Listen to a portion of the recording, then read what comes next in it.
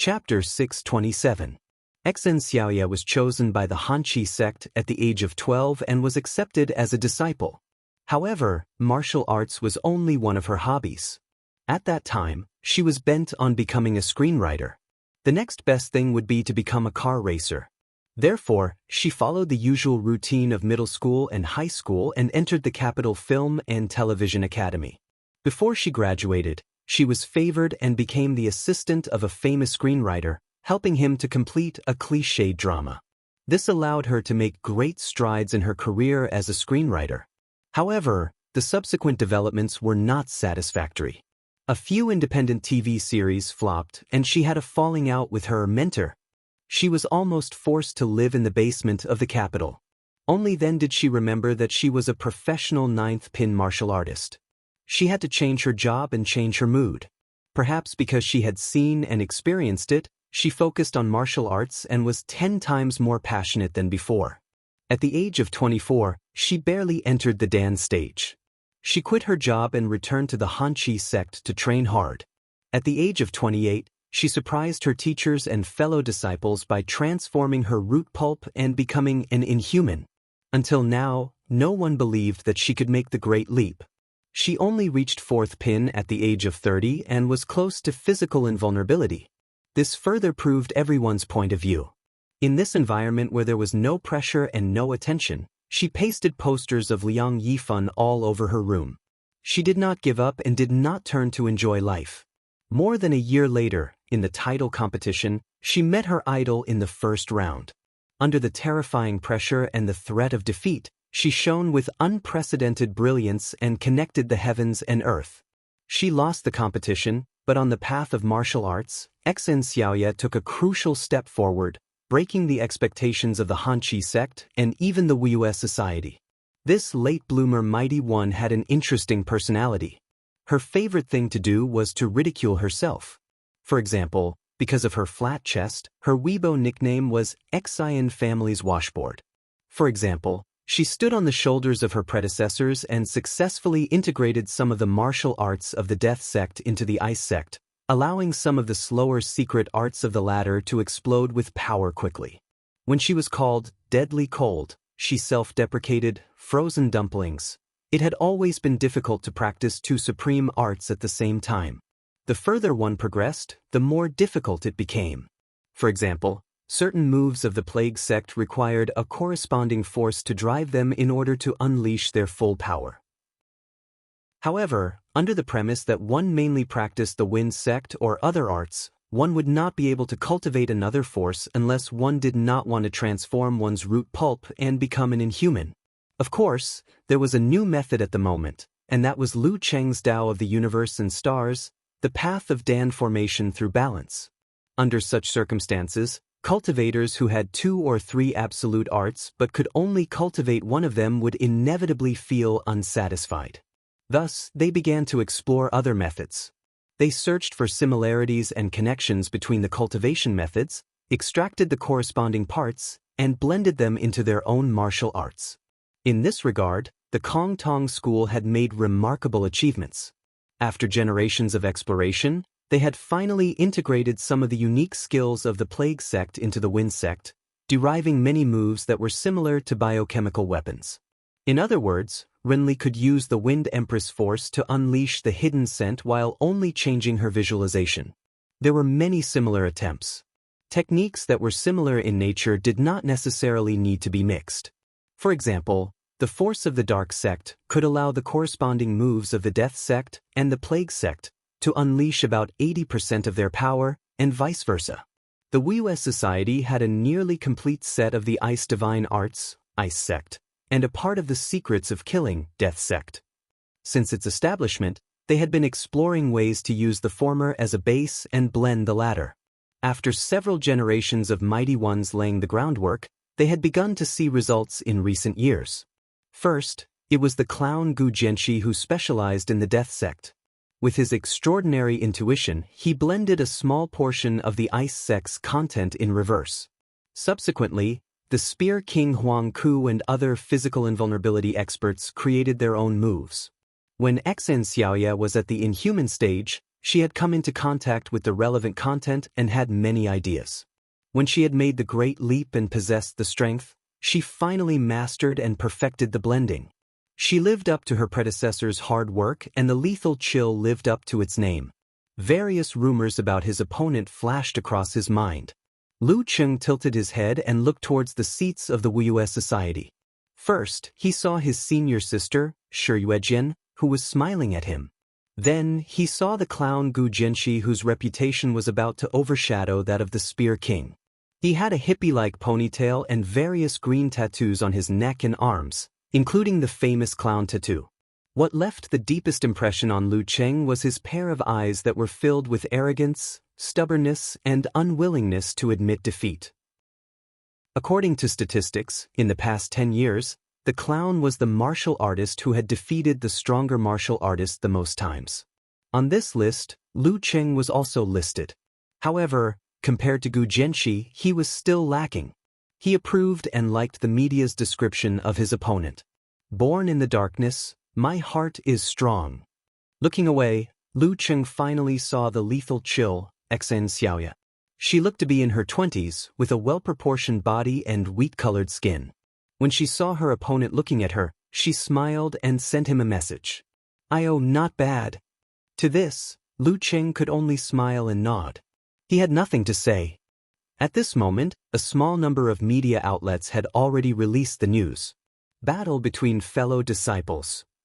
Lethal chill versus Icefire sky-shaking roar. Who is the coldest? Who is the coldest martial artist of this generation? First battle after the heavenly son of China made the great leap. In Lu Cheng's fan forum, a lot of cats sent an emoji of a confused dog's head. Comparing their nicknames, if I were Lu Cheng, I would definitely choose Dog Leash. Is it that bad? It has a wild sense of beauty, replied Bull Demon King, with a smirk. Unparalleled Dragon King replied, covering face and sighing expression, why don't we pool our efforts and help him come up with a better nickname? Let's not talk about this first. Both of them have just advanced and are physical invulnerability experts of the Ice Sect. Whatever Xen Xiaoya knows, my idol knows too. What Xen Xiaoya doesn't know, my idol knows too. Is this an opponent that will give him free points? Asked Brahmin happily. Unparalleled Dragon King answered seriously, not really. I heard that Xen Xiaoya's fatal chill is very powerful, and she hasn't used it many times yet. It hasn't been analyzed and deciphered by the outside world yet.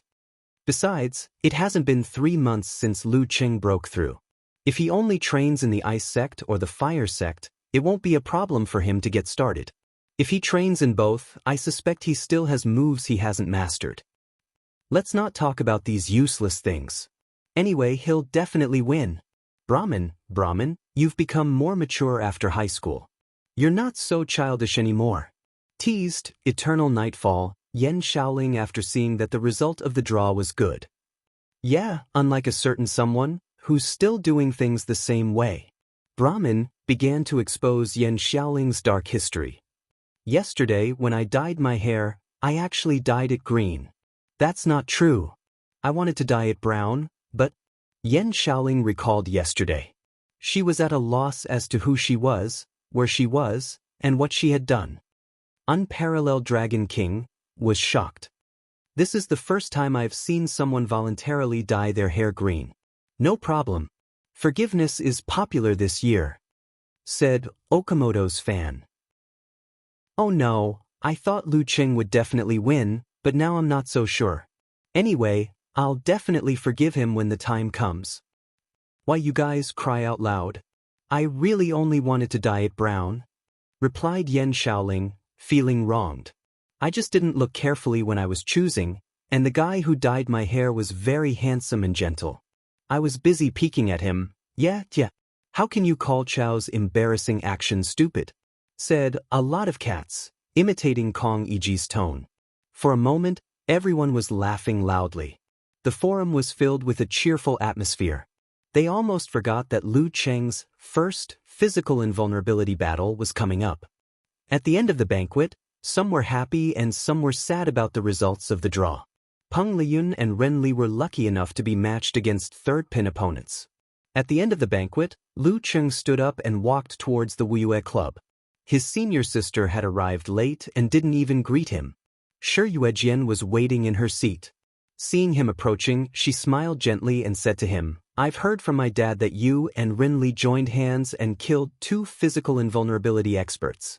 This isn't your first physical invulnerability battle, so don't worry about you." She had a peaceful temperament. Although she loved martial arts, she didn't like to compete with others, let alone sharpen herself in life-or-death battles.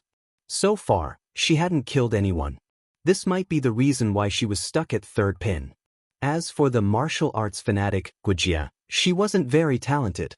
She only managed to make the great leap by relying on the word fanatic.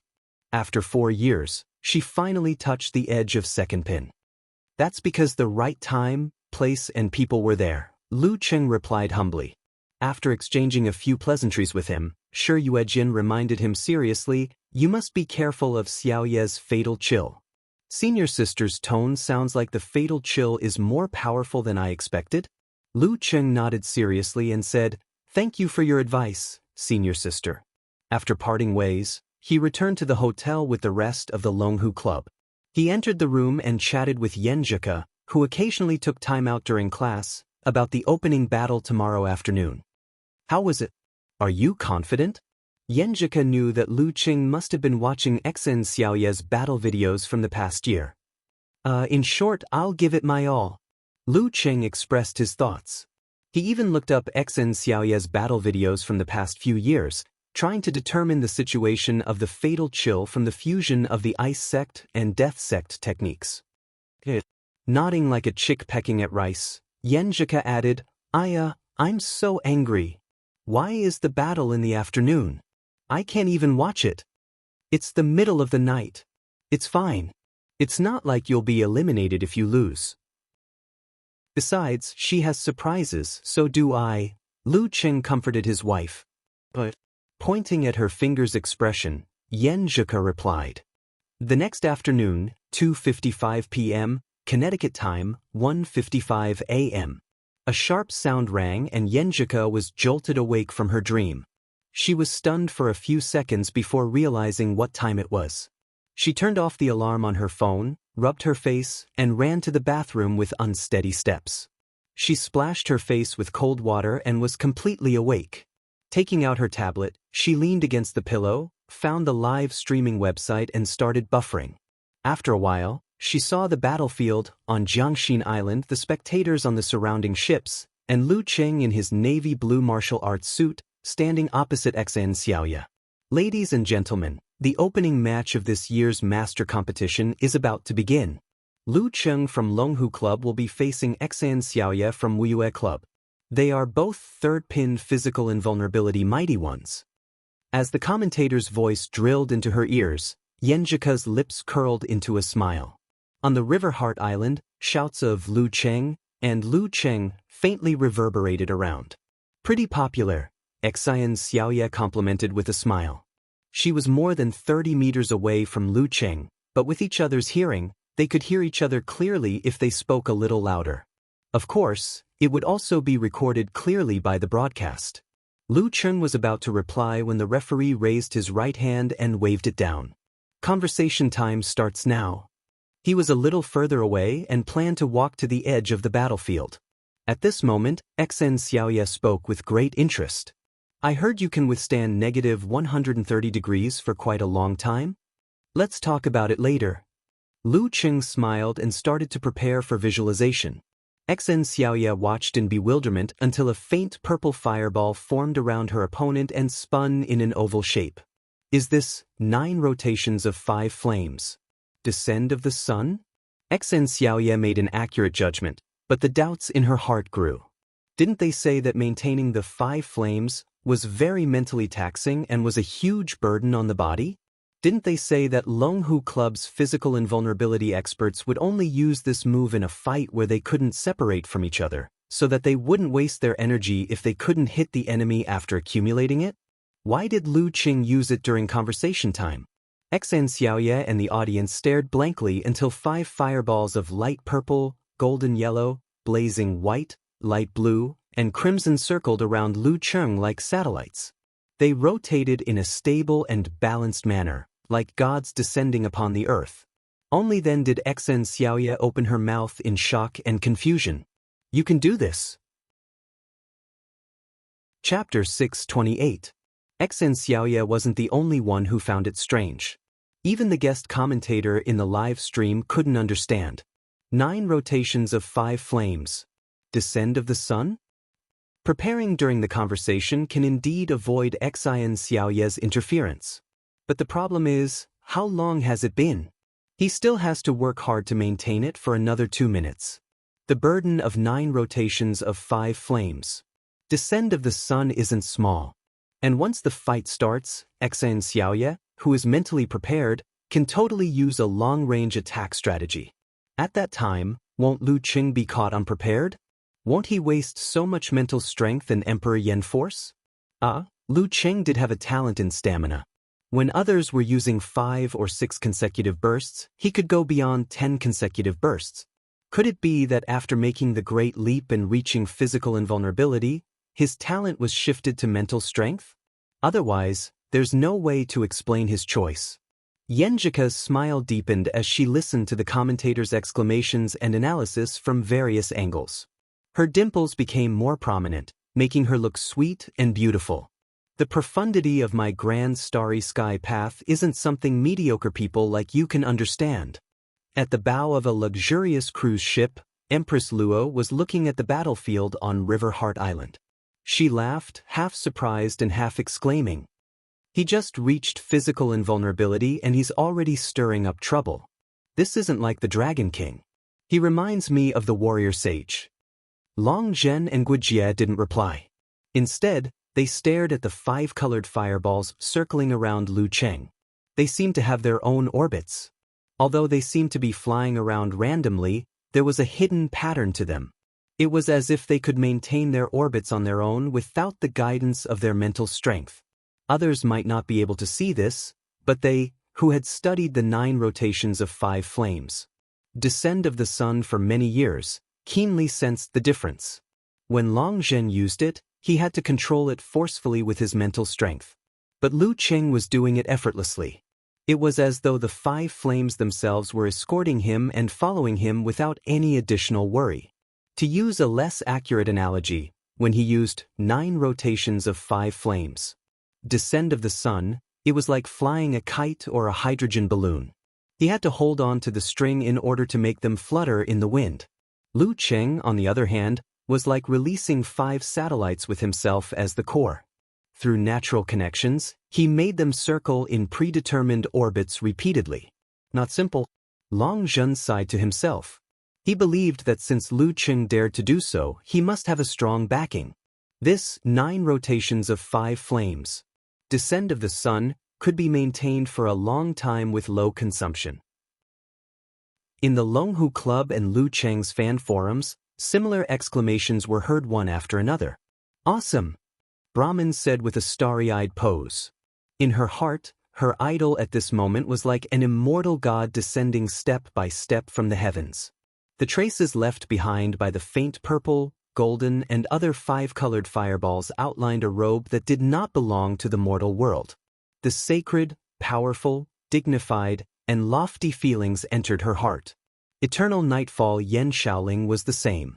While she was busy taking screenshots, she said, salivating expression, the screen is blurry. Let me lick it. Look at your love-struck, no, infatuated look. Don't tell anyone that you know me. Unparalleled Dragon King replied with a look of disdain. As a martial arts forum, shouldn't we be discussing whether Lu Cheng has developed a new posture? No, a new move or a new Dharma access that reduces the consumption of 9 rotations of 5 flames. Descend of the sun? What's the point of discussing whether he's handsome or not? Although this was indeed cool, who knew how many children would dream of martial arts? Anyway, I don't believe Lu Cheng is deliberately acting cool, a plumber eating mushrooms said. As a heavenly son of the era, he must be a little different. Eyes shining expression, Nya Chichi said. Amidst the doubts and discussions of the audience, Xien Xiaoye had already formed her ice heart.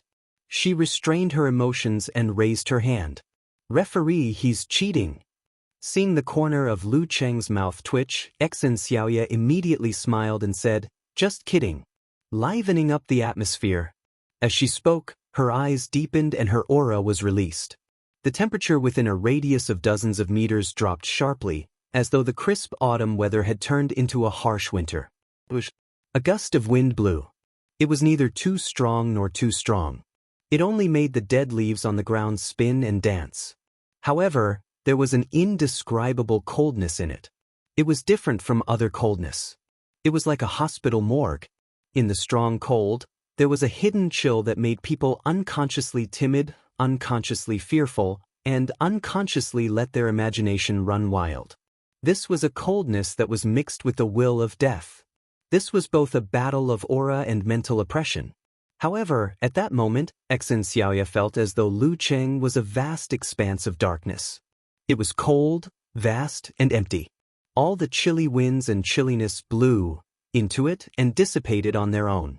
They couldn't even cause a ripple. It was like the end of everything, an eternal death. Exen Xiaoya seemed to have grasped something. But at that moment, the referee shouted from afar, "Begin!" The official match of the master competition was thus unveiled. Bam! Exen Xiaoya spun on the spot and bent her back, stirring up a strong wind that seemed to come from the polar regions.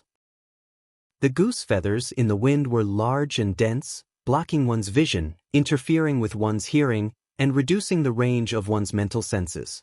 Wind and snow were good at disorienting one's tracks. Drones recorded the scene and presented it to the audience through various means. With the help of modern technology, Exen Xiaoya's figure could be vaguely seen in the wind and snow. Sometimes she was in the west, sometimes she was in the east, sometimes she was in the hills, sometimes she was on the side.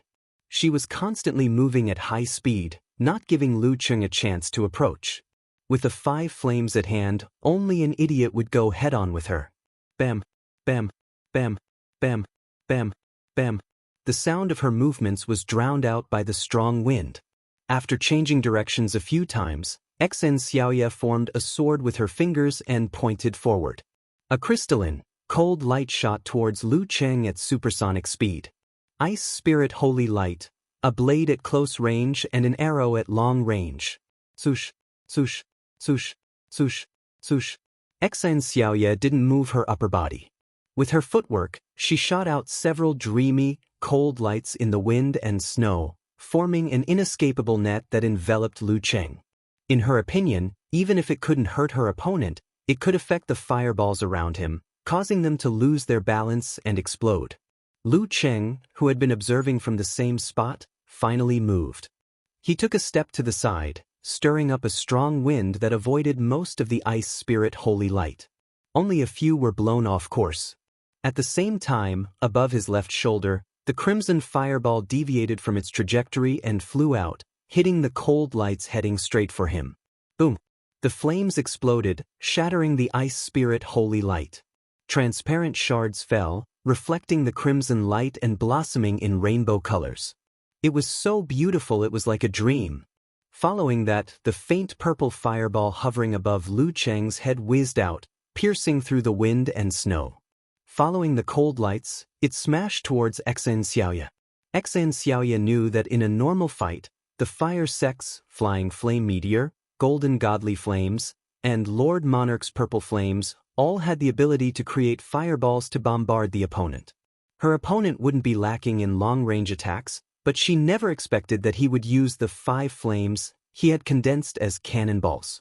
Wasn't that too extravagant? Her heart sank and the hairs on her back stood on end.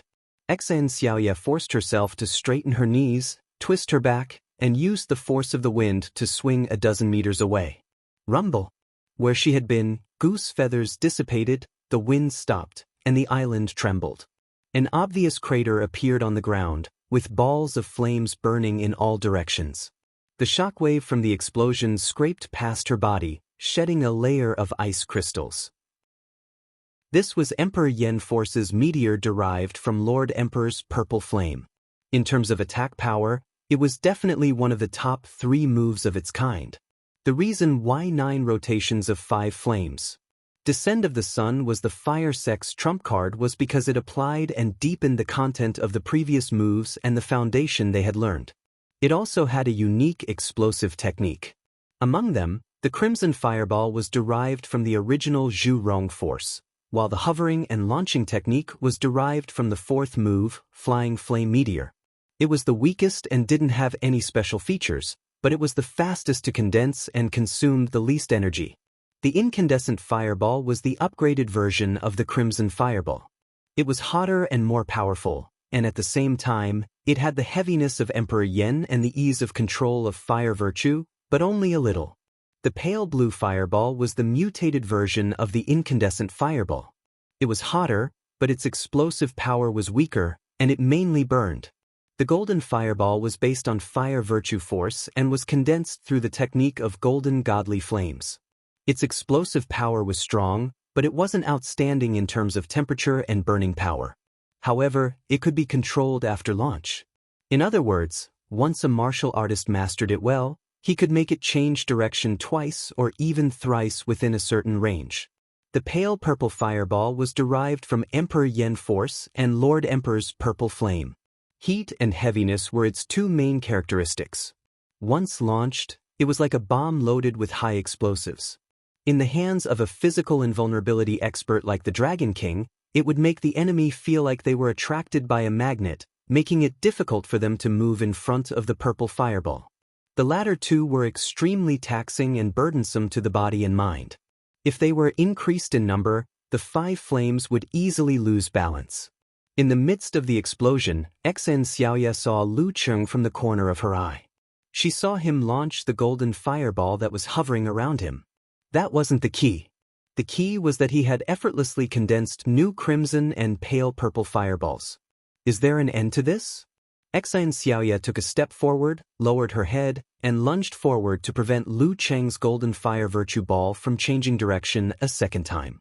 However, she didn't know that Lu Cheng, whose foundation was Emperor Yen, had only grasped the relevant techniques and hadn't started learning them yet. Boom! The golden flames spread out and dispersed in all directions, leaving behind another crater. Whoosh whoosh whoosh. Xen Xiaoya used mesmerizing steps and responded with Ice Spirit Holy Light. Sword Qi crisscrossed in the air as cold light flashed. Boom, boom, boom. The crimson, pale blue, blazing white, golden, and pale purple fireballs that were hovering around Lu Cheng shot out one after another.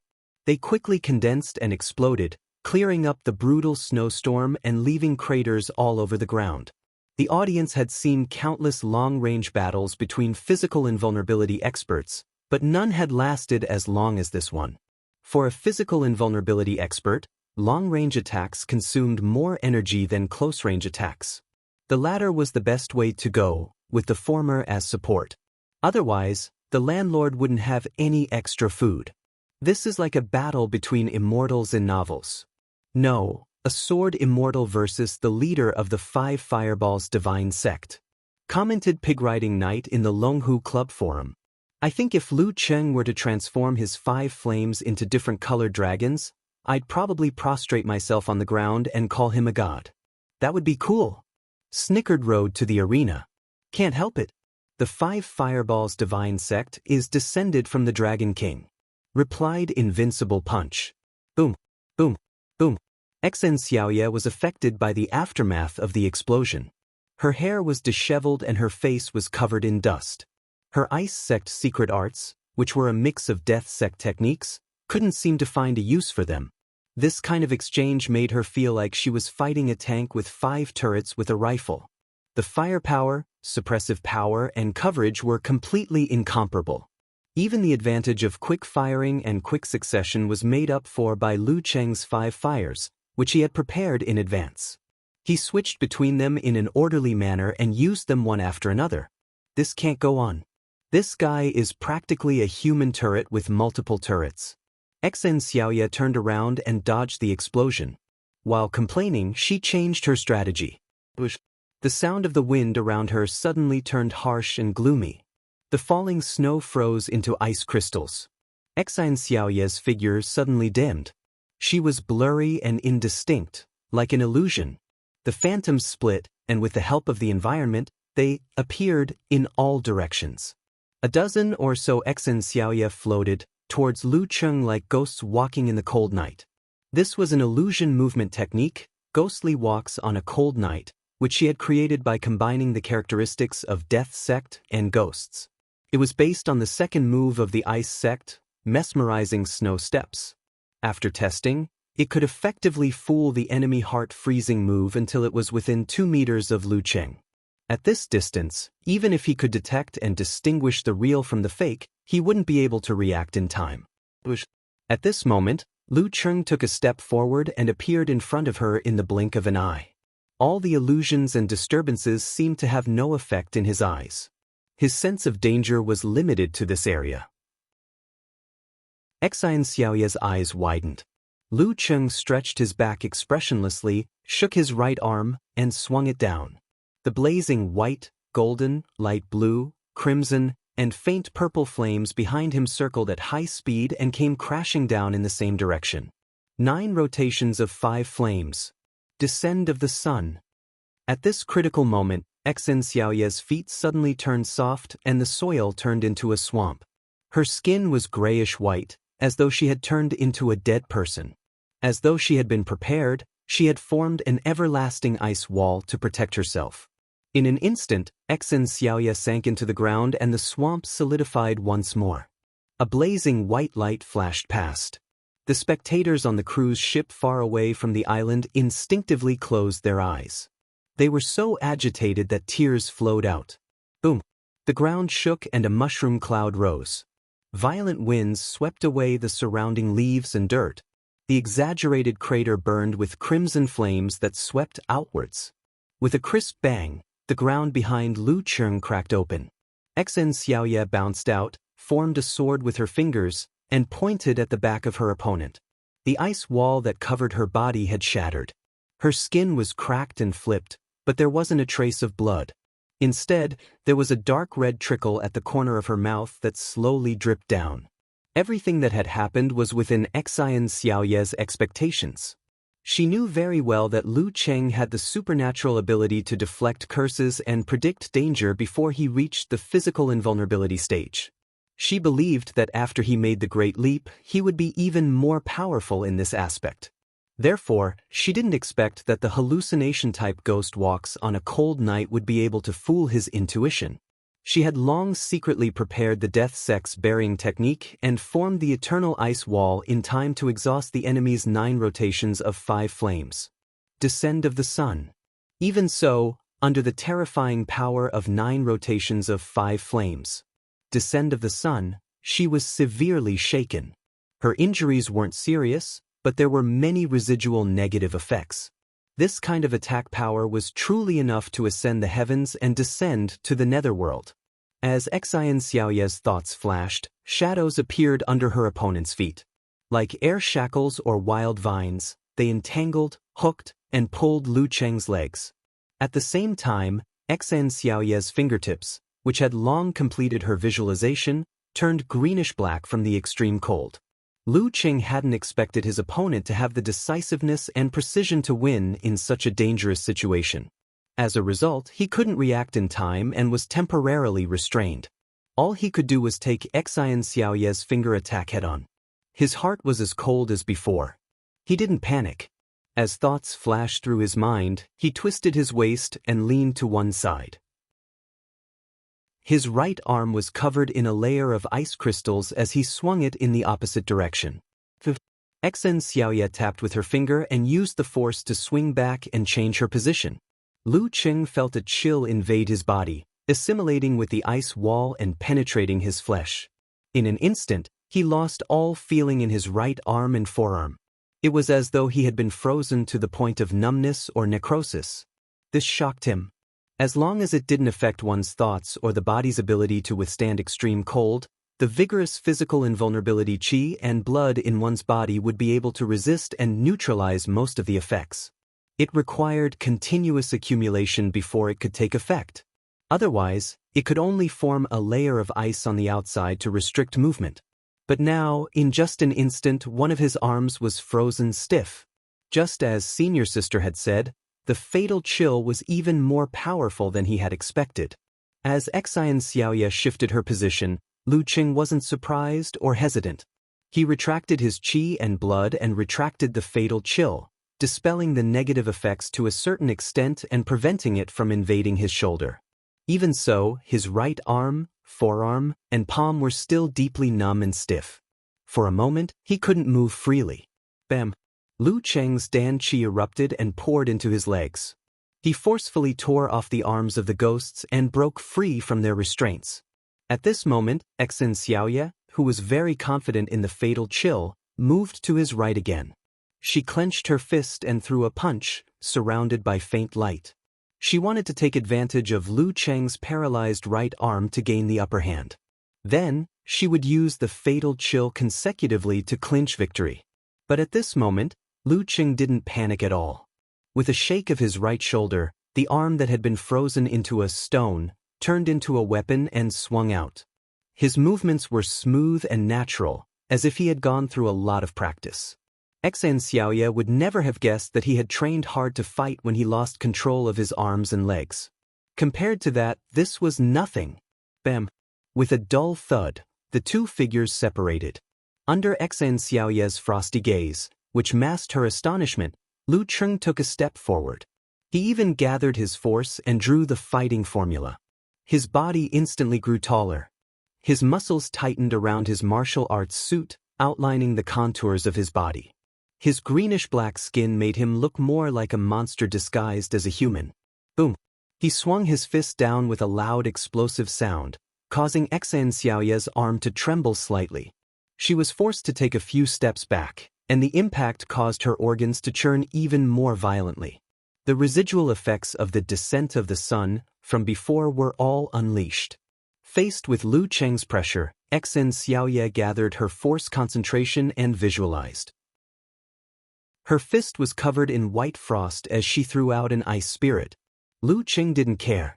He continued to use the fighting formula and the eruption of his Dan force. He transformed into a giant and punched with his left fist. Bam! Xian Xiaoya's organs churned even more violently. Her ears buzzed. As she retreated, she created several deep craters. Lu Cheng didn't care that his left fist and left arm were frozen. He gathered his force concentration again and shifted his stars to the fighting formula again. Bam! Bam! Bam! After a few consecutive blows, Xian Xiaoya was dizzy. Her arms were trembling and she couldn't exert strength.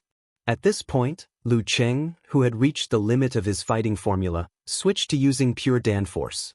After the first punch, a crimson aura formed around him and circled him. Boom! The punch and fireball landed at the same time. Xian Xiaoya was sent flying by the explosion. She caught her breath in midair and flipped like a sparrow hawk. Riding the wind, she landed steadily to the side. She was about to use force concentration to subdue the effects when she saw Lu Cheng charging at her without giving her a chance to recuperate. Crimson aura formed around him again, followed by a blazing white aura, then a faint blue aura. Again? Xian Xiaoya sucked in a breath of cold air. She examined her body, straightened her back, and swung back. She raised her right hand and shouted, "I surrender!" The consequences of being hit by 9 rotations of 5 flames again would be unthinkable. Chapter 629. Hearing Xian Xiaoya admit defeat, the host in the live broadcast room exclaimed before the referee could announce the result. Able to attack from afar, close range, and sustain for a long period of time. Lu Cheng's 9 rotations of 5 flames. Descent of the sun is truly insane. I think all the physical invulnerability experts watching this match are thinking of ways to counter this move. This is also the specialty of modern martial arts. Once you come up with a new move, new martial arts, or new Dharma access, it will quickly attract the attention of others and be analyzed by others. There's no such thing as a single move dominating the world. It's not like ancient times, where a trump card could be used for many years. Even if an enemy who has not been killed before wanted to spread the news, who knows how many years it would take for them to achieve their goal. Alright, let's go off topic. The referee announces that Lu Cheng has won the match. His first battle as a physical invulnerability expert got off to a good start. Moreover, his opponent is Xian Xiaoye, who can be considered one of the best among the third pin fighters, the one who created the lethal chill. He deserves to be called the heavenly son of the era. Back then, Wisdom King, Zhi Hai only appeared in public for the first time half a year after making the Great Leap. He was already familiar with the Great Light Scripture, Womb Realm, and Vajra Realm martial arts. He also encountered several outstanding first pin and second pin fighters consecutively and suffered a few defeats. This made us unable to truly understand the strength of the heavenly son of the era after making the Great Leap. Now, Lu Qing has proven this point. More importantly, I noticed that in the previous battle, other than that one defensive move, he didn't use any of the Ice Sect's unique skills. The legendary 9 syllables also seem to have only used the word fighting. In other words, he still has many moves and changes that have yet to be revealed. Fellow physical invulnerability experts and the various forces other than Longhu, don't you feel like the wolf is coming? Of course, we don't have to worry about this in the short term. But what about in 2 or 3 years? As the saying goes, the new generation will always surpass the old. Let's look forward to the era of the 4 heavenly sons of the era. You're bragging too much. Eternal Nightfall. Yan Shaoling was unusually objective. Then she added another sentence in the forum, but I like it. Again. I like how shameless you are. Nyachichi said with an emoji of patting a dog's head. Bull Demon King said, 5 fireballs is so cool. The best way to show off in front of girls. I'm already drunk, Brahmin replied cheerfully. Because she had become familiar with Yenjika in private, she was too embarrassed to call him Lu Cheng, so she changed the way she addressed him. It's too late, because there's no Luohan Kung Fu in slumber. There's no Kung Fu that can be practiced while lying down. You're getting better at self-deprecating. Okamoto's fan couldn't find anything to criticize. Ahem, let's talk about the match just now. I think Senior has a chance to enter the top 32 after the double elimination match. Yan Shaoling changed the topic and sent a cheerful emoji.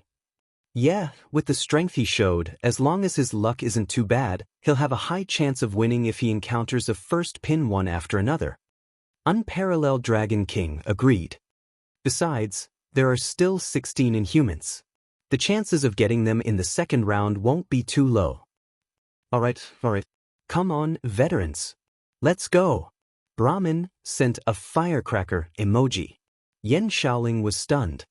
Brahmin, you've become dirty too. I've had a boyfriend for half a year, unlike you who's been single for thousands of years. Brahmin replied directly. Alright, I'm not a human anymore. Pouting sadly expression, Yan Shaoling replied. I'm a dog. That hurts, bro. Unparalleled Dragon King sent a crying face emoji. Don't stop me. I'm going to die for 5 minutes. He had been single for a long time ever since he returned from studying abroad and stayed at home. Once, Unparalleled Dragon King said that, the topic of the forum changed. There were single dogs complaining, bragging, and FFF fans calling for heresy. On the deck of a cruise ship north of River Heart Island, Peng Liun watched the entire match with his hands in his pockets. He was in a trance as he muttered to himself, he really has something new every time. Maybe it was because of the strong pressure from Lu Cheng that he kept moving forward without slacking. Even though he had achieved physical invulnerability, he didn't dare to slack off. As he thought about it, Peng Liun's eyes became unfocused and his thoughts drifted. He seemed to be thinking deeply about how to break Lu Cheng's version of 9 rotations of 5 flames. Beside him was an ergonomic chair, the kind that looked very elastic and comfortable. On it sat a young man who looked to be in his mid-20s. He was wearing a white robe, had a delicate face, and had a scholarly temperament. His black hair was tied into a Taoist bun. Leaning against the back of the chair, he narrowed his eyes and sized up River Heart Island. He looked like he was about to fall asleep. He was Qian Donglu of the Shangqing sect, who had won the most titles since the start of the professional competition. In July of this year, he had won back the title of Warrior Sage from Dong Baxin. They really are of the same origin. Qian Dong Lu chuckled. He picked up a pair of sunglasses and put them on. He didn't seem to be looking forward to the next few matches, so he decided to sunbathe and take an afternoon nap. Just as the physical invulnerability mighty ones were thinking about how to deal with the situation, Lu Cheng returned to the cruise ship where the Longhu Club was after enjoying the cheers of the audience. When he reached the edge of River Heart Island, he didn't take a small boat. Instead, he stepped on the water. The waves on the water stopped, and a layer of ice formed. Lu Cheng stood steadily. Every step he took was supported by a crystalline foot. He approached the cruise ship in a carefree manner. Then, with a leap, he landed on the deck without a single drop of water on him. This brought even more enthusiastic cheers from the audience. Stepping on the water like it was flat ground was the first expectation many people had for martial arts. "There's a reporter waiting to interview you." Ning Zitong pointed at the camera team near the cabin door. She wasn't in a hurry to ask about the 9 rotations of 5 flames. "All right." Lu Cheng reached out and took the phone from Amen. Just as the screen lit up, he saw a message from Yenjika. She sent a snickering expression. "I'm impressed. Impressive. Impressive. Impressive. You're making our grand starry sky sect strong. Why aren't you sleeping yet?" Lu Cheng subconsciously wanted to reply like this. However, after he typed, he changed it to a confused expression. "I'm flattered." Yenjika replied proudly. Then, she added, "Now I can sleep in peace." The corner of Lu Cheng's mouth lifted. He quickly replied, "Hurry up." He locked the phone and passed it to Amen. Then he walked to the cabin door and accepted the interview. "I'm Li Su, a reporter from Satellite TV Sports." The female reporter, who was wearing a white shirt, pencil pants, and high heels, smiled and said, "We have more than 3 questions today." "I'm a little scared," Lu Cheng replied half-jokingly. After exchanging a few pleasantries, Li Su, who had already prepared the outline of the interview, said confidently, "First of all, congratulations on winning your first battle as a physical invulnerability expert. Your performance has convinced everyone and left all those who doubted you speechless. However, we're all curious about one thing. Your 9 rotations of 5 flames seems to consume less energy than normal. How long can it last?" "There's nothing to hide. Everyone knows that I have 2 opposing supernatural abilities, ice and fire. Since I was a professional 9th pin fighter, I've been constantly searching for a way to unify them. Later, with the help of the balanced rotation in natural phenomena, I found my own way. It's because of this balanced rotation that I can use other methods to maintain the 5 flames. The burden is indeed very small." Lu Cheng spoke calmly and gave a simple presentation of his special martial arts. Li Su didn't expect him to answer so clearly. After a long while, she praised sincerely, "You're not stingy and you're willing to share the path you created. This is the magnanimity of a grandmaster. I'm still young and full of drive. I'm not afraid that others will catch up with me using this method." Lu Cheng chuckled. "This is a sign of strong confidence in yourself." Li Su praised again. Then she asked jokingly, "What about when you're old?" Lu Cheng's expression was calm. He chuckled softly and said, "If there are others who benefit from this, they'll definitely respect me more when they face me. Isn't that good? You're open-minded and magnanimous." Li Su nodded with great interest. "Lu Cheng, I feel that you're much calmer and more mature than before. People will always grow up slowly. Although in my heart, I've always been the young man who chased after his dreams." Lu Cheng laughed at himself. Li Su thought for a while and asked again, "What on earth did you experience in the past year? How could you make the great leap so quickly and have such a good mentality?" "I said at that press conference that the previous injury had a great tempering effect on me. When the sequela was at its worst, I really considered quitting the martial arts circle. I really endured the torment every day, but I still didn't want to give up and leave. During this process, I gradually recognized myself and found the strength that came from my heart. When I finally walked out, everything fell into place. Well, I want to thank my family for their understanding and support." Lu Cheng said unhurriedly, "Without you, I wouldn't have been able to make it this far." "Only thank your family? I heard that you have a girlfriend." Li Su smiled mischievously. She was quite touched by Lu Cheng's answer. She seemed to be able to understand the torment, hesitation, and loss of this heavenly son. Lu Cheng explained seriously, "In my heart, she's my family." "Wow, so sweet," Li Su said amusedly. Next question. During the interview, washing board of the Exine family posted on Weibo, "Terrible. I finally understand what it means to be suppressed by fire. What it means to be beaten silly. P.S. Please recommend me." Chapter 630. Like style, like fans. Not only did washing board of the Exine family not attract sympathy, but it also created a joyful atmosphere. Don't cry, stand up. We are all flat-chested. Why is someone stronger than you? Think about it. Apart from Lu Cheng, the current Dragon King is probably the only one who can do such a thing.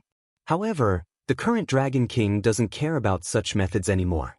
I've typed so many words just to tell you that you've gone against the trend recently and have a bad character. What does it feel like to be stunned? Go away. You are not my idol anymore. Lu Cheng, who was about to post a Weibo post to commemorate his first physical invulnerability battle, challenge tournament, started reading the comments with great interest. After reading all of them, he had forgotten his previous feelings and could only complain casually. To be honest, a nickname like 5 Fireball Sect Leader or Multi-Turret Holy Object is 10,000 times better than Sky-Shaking Icefire Roar. Many Cats was the first to reply. So you want to be called 5 Fireball Sky-Shaking Roar or Multi-Turret Roar? Stop struggling. When it comes to nicknames, there is no worst. Be careful, you will be worse than Roar in the future.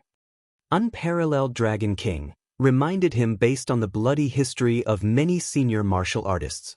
Seeing his fans coming up with weird nicknames for him, Lu Cheng had the urge to delete his Weibo post.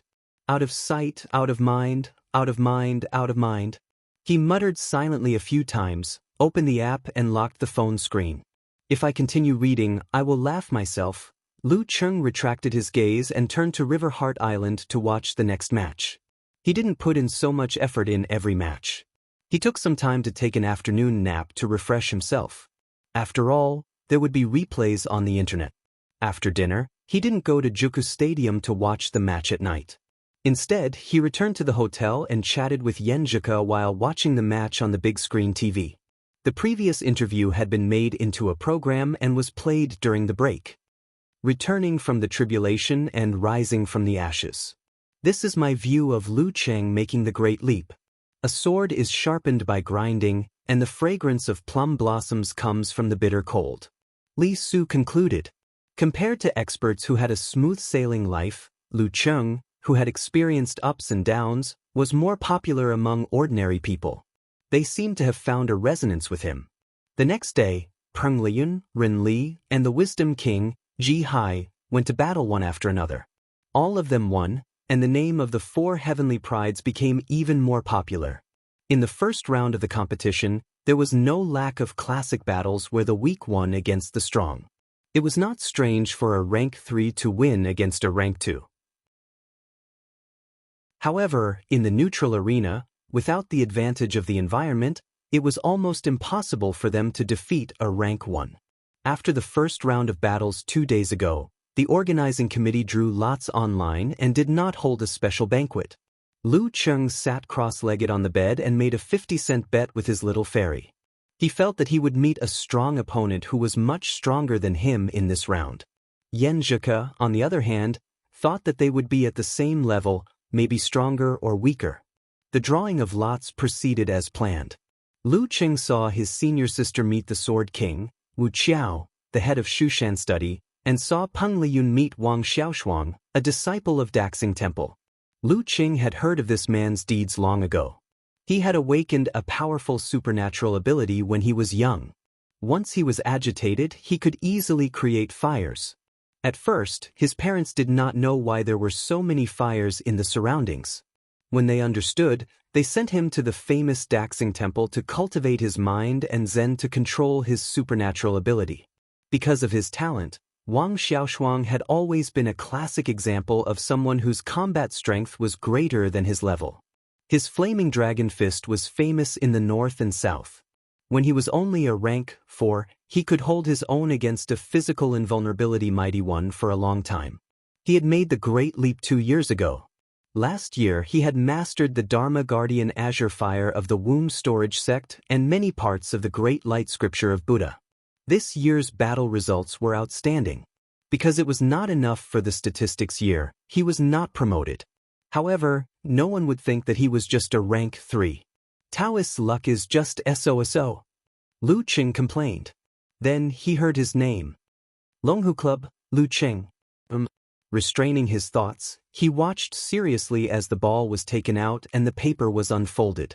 The deputy director of Jiuqiu City Martial Arts Association flipped the paper and announced, Yanzhao League, Wang Ke. Wang Ke. This is a genuine second pin fighter. Lu Cheng's mind raced as he thought of all kinds of information about the other party. This physical invulnerability expert was a young mighty one personally trained by Kirin Dongbaxian. He was humble and kept a low profile. In the beginning, he did not stand out and remained in the team with hopes of making the great leap. However, he was not one of the most eye-catching ones. Until the age of 27, he suddenly surpassed all of his peers in the Yanzhao League and rose to the top. After that, he received his second pin certification in just 1 year. He had just turned 29. Because of his personality and style, he was usually ignored by the media and treated lightly. It was only when Dong Baxian received the title of Warrior Sage last year that he was pushed to the forefront of the storm. At that time, the new Warrior Sage, who had always been arrogant, said, I don't envy Daxing Temple for having Wisdom King, Shangqing Sect for having Peng Liyun, or Kongtong School for having Rinli, because our Yanzhao League has Wang Quebec. Among all the young people I have seen, he is the one who is most suited for martial arts. He doesn't have any primitive supernatural ability or outstanding talent, but he has enough shocking talent. He has the ability to turn something rotten into something magical. He has an extraordinary understanding of various martial arts and techniques, and he is good at grasping the key points in complicated situations. You may think that the battles he participates in are often ordinary, but that is because he makes the situation simple and easy to win. Within 5 years, believe me, he will definitely receive the title within 5 years. Some martial artists shine brightly when they are still inexperienced, while some martial artists get better as they age. Such comments caused an uproar among the public. In an instant, there were differing opinions. Many mocked Dong Baxian for always boasting and getting carried away after receiving the title of Warrior Sage and spouting nonsense. However, it was also because of this that many critics with deep martial arts foundations found Wang Ke's battle videos over the years and re-evaluated this young mighty one. In the end, they all gave similar comments. Potential of a master. Lifting heavy weights as though they are light. No matter how ordinary the martial arts in his hands, they can shine with unprecedented brilliance. This is not only because of his own realm. Such praises made Wang Ke famous. If it wasn't for the fact that Lu Cheng, Peng Liyun, and Renli were too dazzling this year, he might have received even more attention. This opponent isn't simple. Lu Cheng nodded his head slightly. His heart was filled with respect. At this moment, Yenjika sent a message. Hands spread, who asked you not to trust my instincts? I was wrong. Coach Yan's words are straight and hit the nail on the head. Lu Qing revealed a smile and sent a red packet of 50 cents. Yenjika sent an emoji of touching her hair proudly. Take the red packet back. Let's talk about 50 cents. Tell me, what's your impression of Wang Ke? Lu Qing sent an emoji of wiping cold sweat. Other than that incident, I haven't really watched Wang Ke's matches. Tonight and tomorrow, I'll have to cram for it. As for the matter of collecting videos of his opponents, he didn't have to worry about it. The Longhu Club had its own specialized personnel to do this. While the two of them were chatting, Ren Li's opponent was confirmed. It was an inhuman who had made it into the main competition, Zheng Shiduo of the Guanwai League. At this time last year, he and Ren Li were at the same level. Now, they were worlds apart. Ren Li's character is not bad. Could it be that a girl with a bad sense of direction has good luck? Lu Cheng complained and Peng Liyun in the group chat. Priest, maybe the one who will treat us in the end will be Renli. You can't beat fate. Maybe she has a halo of good luck. To be honest, sometimes I really suspect that she has supernatural abilities in this area. Being bad with directions is the price. Peng Liyun still couldn't understand why Renli didn't get lost in the war-torn zones and end up in the enemy's lair. However, he had never thought about how he, who was always daydreaming, could make a name for himself in that area. Renli sent an emoji of biting her lips. I'm not happy at all when you say that. I really want to meet a strong opponent. Another round to wait. In the hotel where Yanzhao League was staying, Wang Ke held the remote control and stared at the television screen.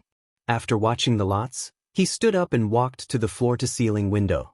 After pondering for a while, he lit up his phone and gave Dong Baxian a call. Hello, Master Dong. Can you help me imitate Lu Cheng's 9 rotations of 5 flames tomorrow?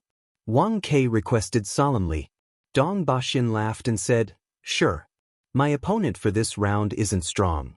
At this moment, all the major web portals had published related news. The most eye-catching one was, Potential Master vs Future Grandmaster. Chapter 631. Once the results of the draw were out, Yanzhao League's official Weibo created a topic. #Master vs Grandmaster. Come, let's discuss the outcome of this hot battle. As for the rest, other than Little Hu, it's just a win. There's nothing to say. Very quickly, the replies started to pile up. If it was a year later, I might be worried about Quebec. But now, we can't underestimate Lu Cheng. He still has many tricks up his sleeve. For example, he should have a better grasp of the Ice Sect than the Fire Sect. After all, he's a disciple of the Ice God Sect. Upstairs, don't be too humble. 2K isn't an ordinary second pin mighty one. I bet 5 packs of spicy sticks that 2K will definitely win. I don't believe it, I don't believe it, I don't believe it. 2K is on par with everyone.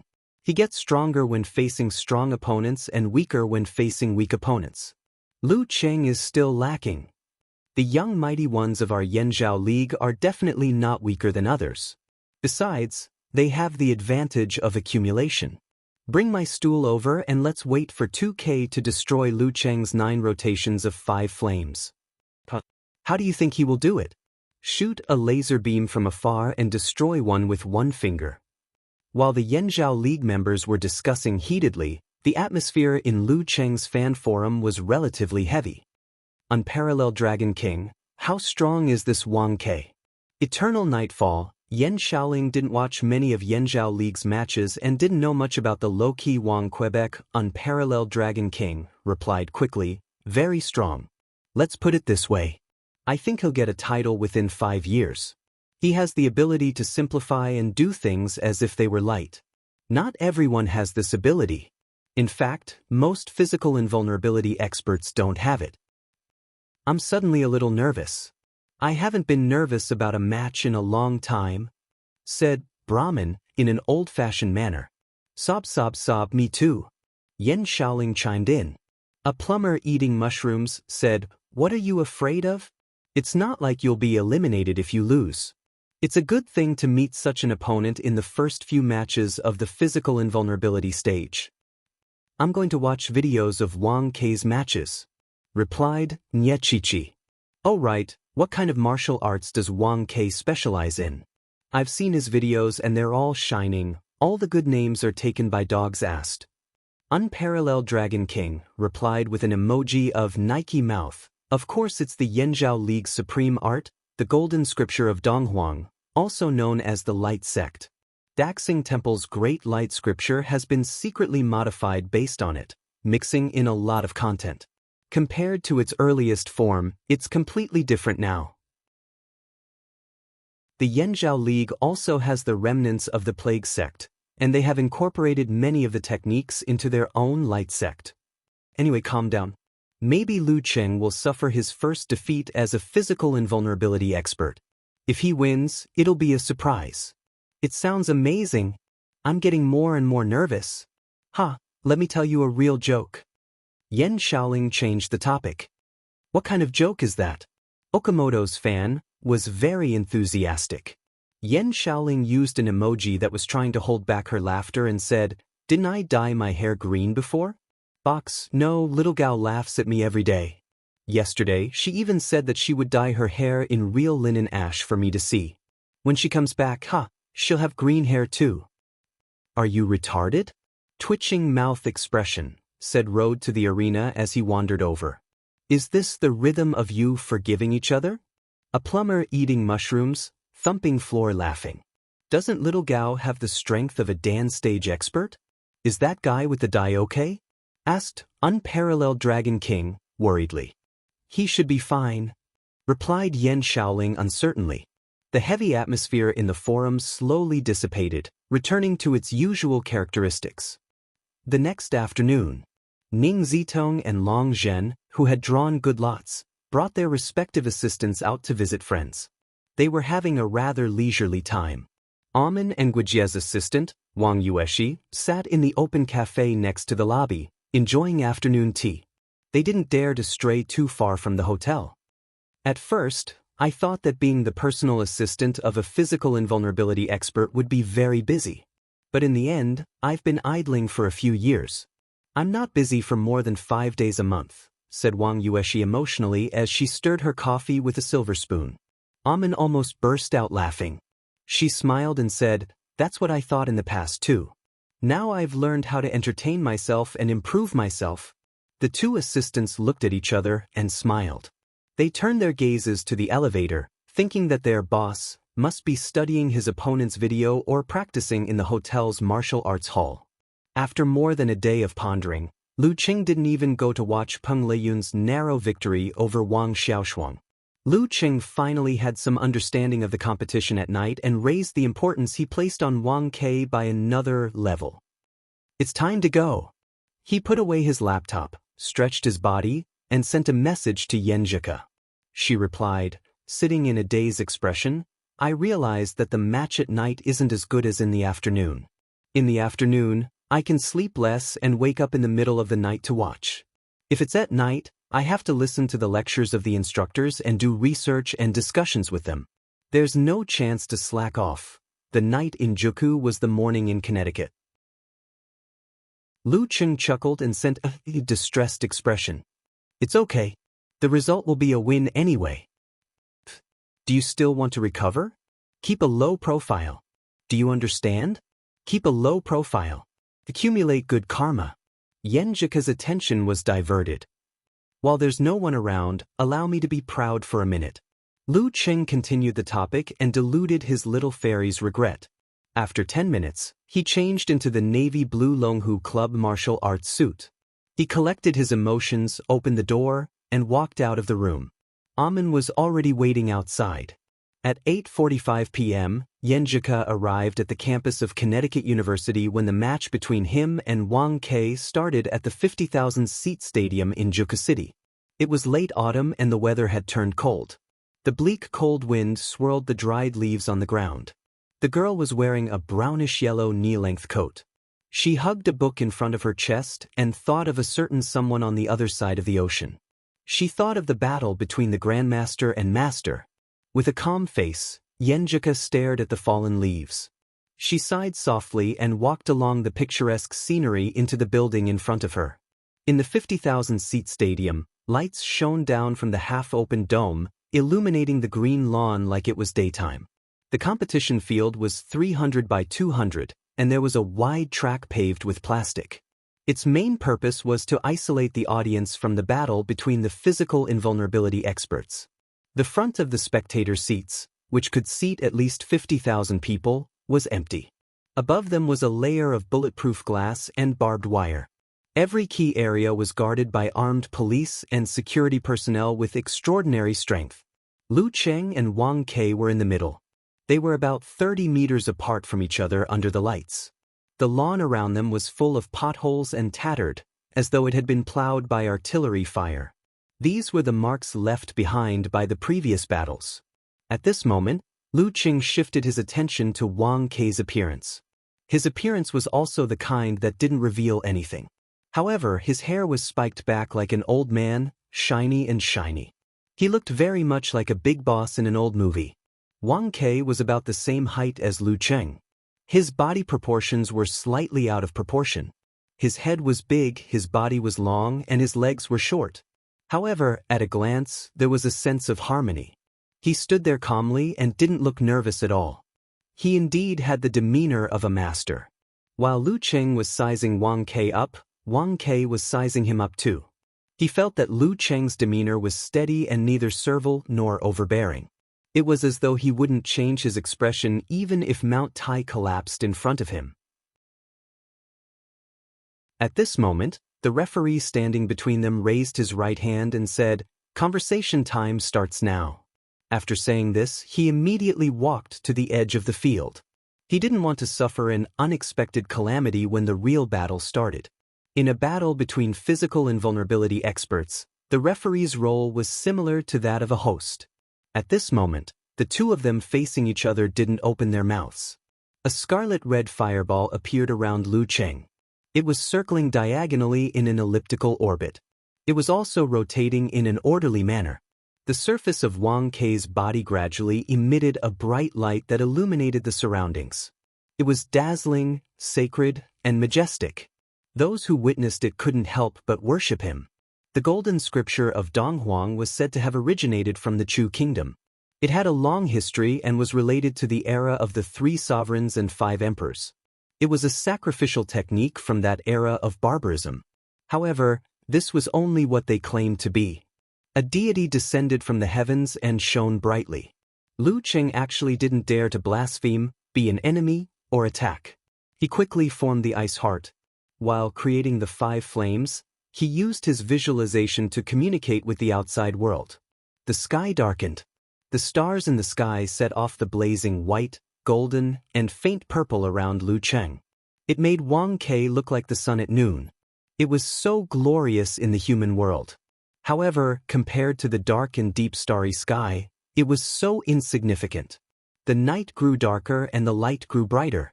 Lu Cheng and Wang Kai's auras were entangled. They were constantly competing to find or create the other party's weakness. Time flew by quickly. Wang Kai suddenly laughed and praised sincerely, "Don't worry, brother Lu. Indeed, he lives up to his reputation." Just as he finished his sentence, Lu Cheng was about to reply when the referee at the side shouted, "Begin!" With a whoosh, Wang Kai charged towards Lu Cheng like a laser beam. It was as though he wanted to take on the 5 flames head-on. The speed of the light sect was faster than the wind sect. In an instant, he was already close to his opponent. Lu Cheng didn't hold back at all. Instead of retreating, he stretched his back, clenched his fist, and swung it down fiercely. The red, golden, blue, blazing white, and faint purple flames behind him fell and merged into one. Since Wang Kai wanted to take it head-on, he wouldn't be modest. At this moment, Wang Kai's figure suddenly flashed and disappeared from his original spot. It was as though what happened just now was just an illusion. His figure suddenly appeared at Lu Cheng's side. In an instant he became clear. His forehead was covered in sweat. The burden was definitely not light. It wasn't until this moment that a loud sound exploded from where he was originally standing. It stirred up a violent storm. That step just now was faster than the speed of sound. Golden Book of Donghuang, Shunpa. This was known as the most difficult secret art of the Light Sect. Not every Yanzhao League physical invulnerability expert had mastered it. Previously, only Dong Baxian had mastered it. Now, Wang Kai had to be included. P.S. Begging for monthly votes for the last 3 days. Chapter 632. Instant Steps. Ning Zitong, who was in the VIP seats, lifted her eyelids. Light gathered in her eyes, as though the sun had pierced through the clouds. It was only at this moment that she truly believed what Dong Baxian had said previously. Wang Kai was extraordinary. She wasn't the only one. The physical invulnerability experts present and in front of the screens were all shaken as they got to know Wang Kai again. 5 years, no, maybe 3 years later, he would have the strength to fight for the title. Bam! A short but intense explosion sounded. The air expanded into white clouds, crushing Wang Kai's remaining figure. It also shook Lu Cheng's fist and the faint purple and gold colors that had just merged into one.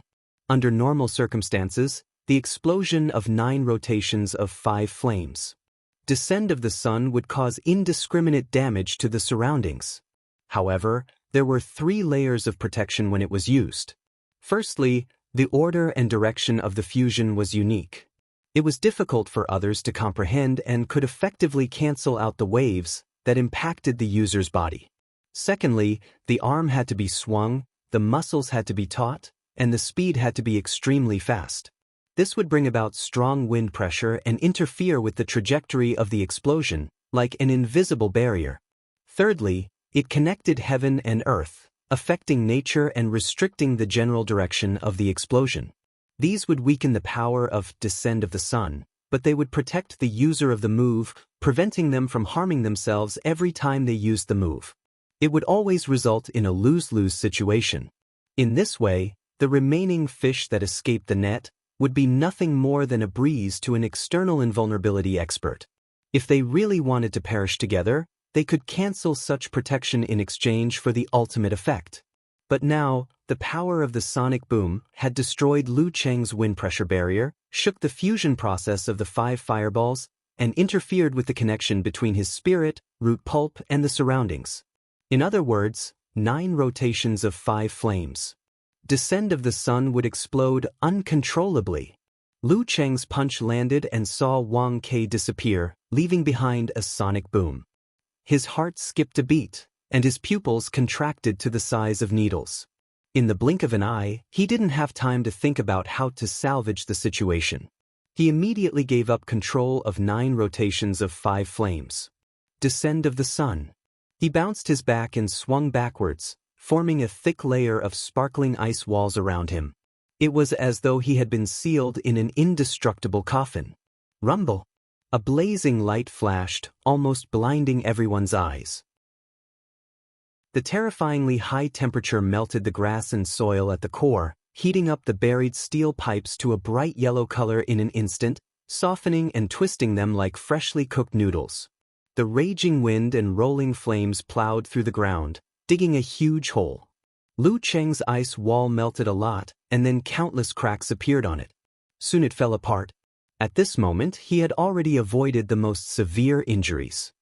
He was like a seagull that struggled and soared in the midst of the violent winds and enormous waves. After Wang Ke dodged the attack with transient steps, he retreated at high speed and pulled a distance of more than 10 meters. When the sun descended and the mushroom cloud rose, he was no longer in the most dangerous area. The shockwave swept over the flames. Wang Ke didn't try to take it head-on. Instead, he released an immeasurable amount of light around him and flew backward like a kite, dissipating most of the force. As he flew backward, his eyes were half closed. It was as though a vertical eye had grown in the lake in his heart. Through the air currents and dust, he saw Lu Cheng, who was soaring in the flames and waves. His left hand suddenly reached forward as though he was holding an invisible divine bow bestowed by the heavens. His right hand grabbed the bowstring and pulled it back. In an instant, the divine bow was like a full moon. The immeasurable amount of light around Wang Ke shrunk and condensed between his right thumb and index finger, forming a brilliant, pure, and blinding arrow of light. The 8th move of the light sect, vertical convergence, sun-shooting ray. With a whoosh, Wang Ke released his right thumb and index finger. The pure ray penetrated the layers of wind and waves, heading straight for the faraway Lu Cheng. It reached him in an instant. Bam! After the arrow was released, Wang Ke's body became heavy. He stomped heavily on the ground, creating an explosion-like crater. Using this force, he rebounded, knocked away the aftershocks, and headed straight for Lu Cheng. Lu Cheng, who was still struggling in the wind and flames, felt his scalp go numb. A strong sense of danger surged in his heart. Not good. He directly detonated a portion of the fire force in his body, causing his body to strangely change direction without any support, flashing to an angle. With a flash of light, it brushed past him and flew into the distance. When it landed on the ground, it didn't slow down in the slightest as it dug a ditch. At the end of the ditch, a shallow pit was blasted out. A piece of flesh was taken away from Lu Cheng's right rib, exposing his white bones. The pain didn't reach his brain for the time being. It was as if he had already gone numb. Bang! Wang Kai closed in on him and threw a punch at him, accompanied by a flash of light. Lu Cheng raised his arm to block and felt that his opponent's explosive strength was shocking. He was actually forced to take a step back. Bang bang bang! Wang Kai attacked continuously. Every punch and kick was accompanied by a flash of light, making it difficult for the enemy to see and increasing his own explosive power. This was a secret technique that he had prepared when he was charging over. The fourth move of the Donghuang Golden Sutra, Sudden Burst. Lu Qing couldn't see anything. Relying on the reflection of the all-seeing God, he constantly shook his arms, punched, raised his knees, and kicked. He blocked his opponent's crazy attacks with precision as if he had measured them with a ruler. In the first few moves, he was forced to take a few steps back. Seeing that he was about to expose an opening, he had no choice but to circulate his qi and blood to stimulate his body. He used the simplified fighting formula to expand his muscles and explode, to barely turn the situation around. Bang, bang, bang. Their fists landed on flesh, and their legs collided. Sand and pebbles flew, flames danced, and light scattered in all directions. White ripples formed in the shape of ripples spread out. Lu Qing felt that Wang Kai's attacks were like a vast and mighty sea. They were vast and boundless, suppressing him firmly. There wasn't any space for him to change his moves or dodge. This was the power of the upright. He clenched his teeth and activated the simplified fighting formula. Relying on his body that could withstand more attacks after attaining physical invulnerability, he was like a small fishing boat in a storm, struggling to maintain its balance but about to capsize at any moment. During this process, Lu Qing vigilantly realized that other than his mental state, his other attributes were slowly deteriorating. It wasn't because of exhaustion, but because of another reason. Suddenly, the content that he had read in the past 2 days flashed across his mind. Light has radiation. This is the foundation of the fusion of the Light Sect and the Plague Sect's incomplete chapters. Under the effects of radiation, the opponent gets weaker and weaker. Lu Qing knew that he couldn't continue like this, but he couldn't find a chance to turn the tables. Wang Kai's punches and kicks didn't have profound changes. They were just fast, tightly connected, and just right. Together with the sudden burst of light, they formed an inescapable net that couldn't be shaken off. There wasn't any time for him to breathe. Being ordinary is the most deadly. Is this the potential of a master? Lu Cheng's heart was cold as he maintained his calm. He knew that the only thing he could do now was to hold on and wait. Wang Kai's sudden burst of light couldn't last forever. Bam, bam, bam. Another dozen moves passed. Lu Qing had no choice but to simplify the fighting formula and alternate it with normal attacks. He alternated between taking the blow head-on and retreating. The weakness in his body gradually became apparent. At this moment, Wang Kai's attacks showed signs of slowing down. The continuous burst of light wasn't accompanied by it. The terrifying sudden burst of light had finally reached its limit. Wang Kai slid his feet and dodged away from the front. He pushed his right palm and spread his 5 fingers. He struck out a burst of light that resembled Hadouken to connect the consecutive moves. Now's the time. Lu Cheng's willpower exploded. He gathered his qi and blood and outlined the fighting formula. While the weakness in his body was mostly neutralized by force concentration, he swelled up and turned into a giant with dark green skin. Then, ignoring his injuries, he lowered his shoulders and slammed violently to the side. Bam! He smashed through the burst of light and hit Wang Kai's crossed arms, creating an explosion of air. The impact caused his opponent to lose his horse stance and stagger backwards. As he staggered, the image of Lu Cheng suppressing Xen Xiaoye with consecutive outbursts appeared in Wang Kai's mind. He knew that he had to dodge to avoid being in danger. He took a deep breath and turned his back. His body spun crazily on the spot like a roly-poly toy, making it hard to tell where he was going to be thrown. But at this moment, he saw that Lu Qing didn't chase after him. Instead, he stood on the spot and raised his hands expressionlessly to form a seal. Formation. A low and oppressive voice reverberated, evoking the mystery and guiding the environment. The layers of air around Wang Ke became solid and turned into steel plates, imprisoning him in a prison cell.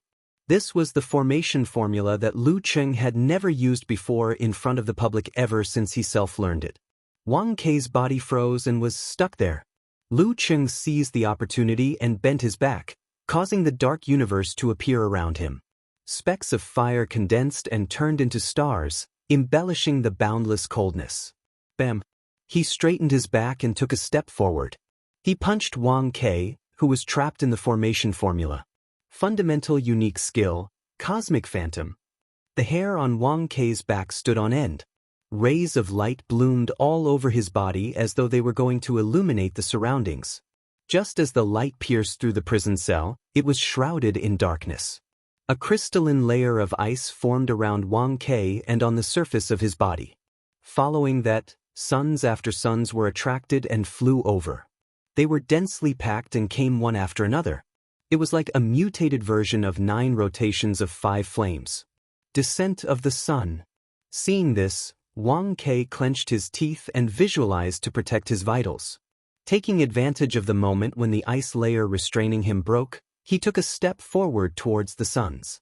Boom, boom, boom. Amidst the explosion, light and shadow distorted. His body suddenly disappeared and appeared on the other side of Lu Cheng. His hair was messy, his clothes were torn, and he was covered in wounds. His eyes showed obvious fatigue. Light sex 5th style, transient steps.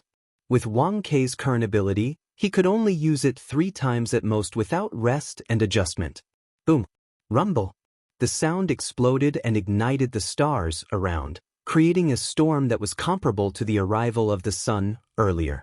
Lu Cheng's clothes fluttered in the wind. However, he didn't attack Wang Ke immediately. Instead, he raised his hands again, his expression calm and solemn. Wang Ke's eyes narrowed. He changed his footsteps and shifted his position, not giving Lu Cheng a chance to restrain him again.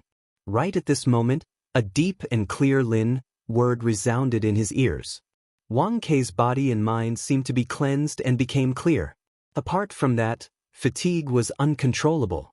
It made his fighting spirit fade and his mind go blank. P.S. Updated on time, looking for monthly votes. Chapter 633. At this moment, Wang Ke only wanted to lie on the ground and enjoy the cool autumn breeze. He didn't want to care about the chaos and strife in the world anymore. Just as such a feeling surfaced, as an experienced mighty one, he already sensed that something was wrong.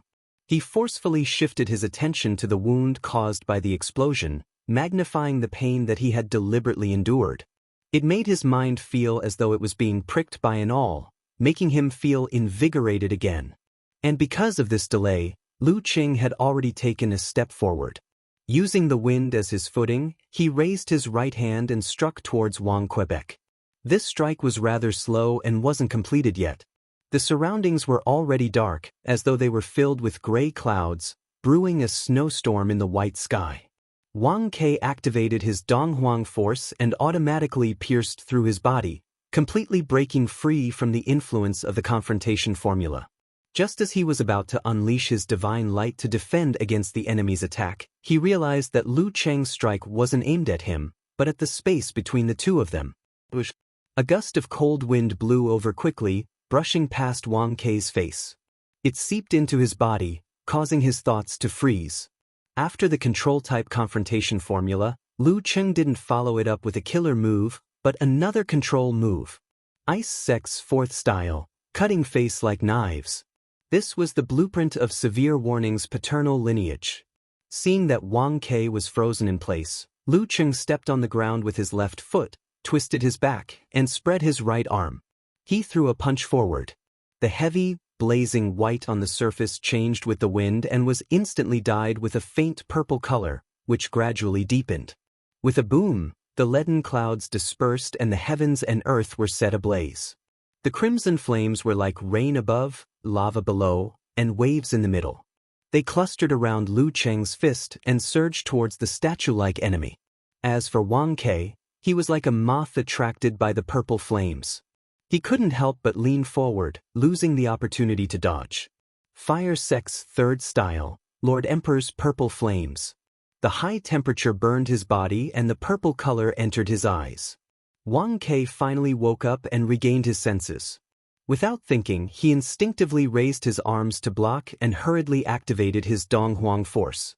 Just as his body was about to glow, Lu Cheng's fist had already hit his cross-defensive stance. Boom! The purple flames exploded, creating a shockwave. Wang Ke's body swayed and his divine light dimmed. He took a few steps back and staggered. His front, back, left, right, and face were all burned. It was a shocking sight.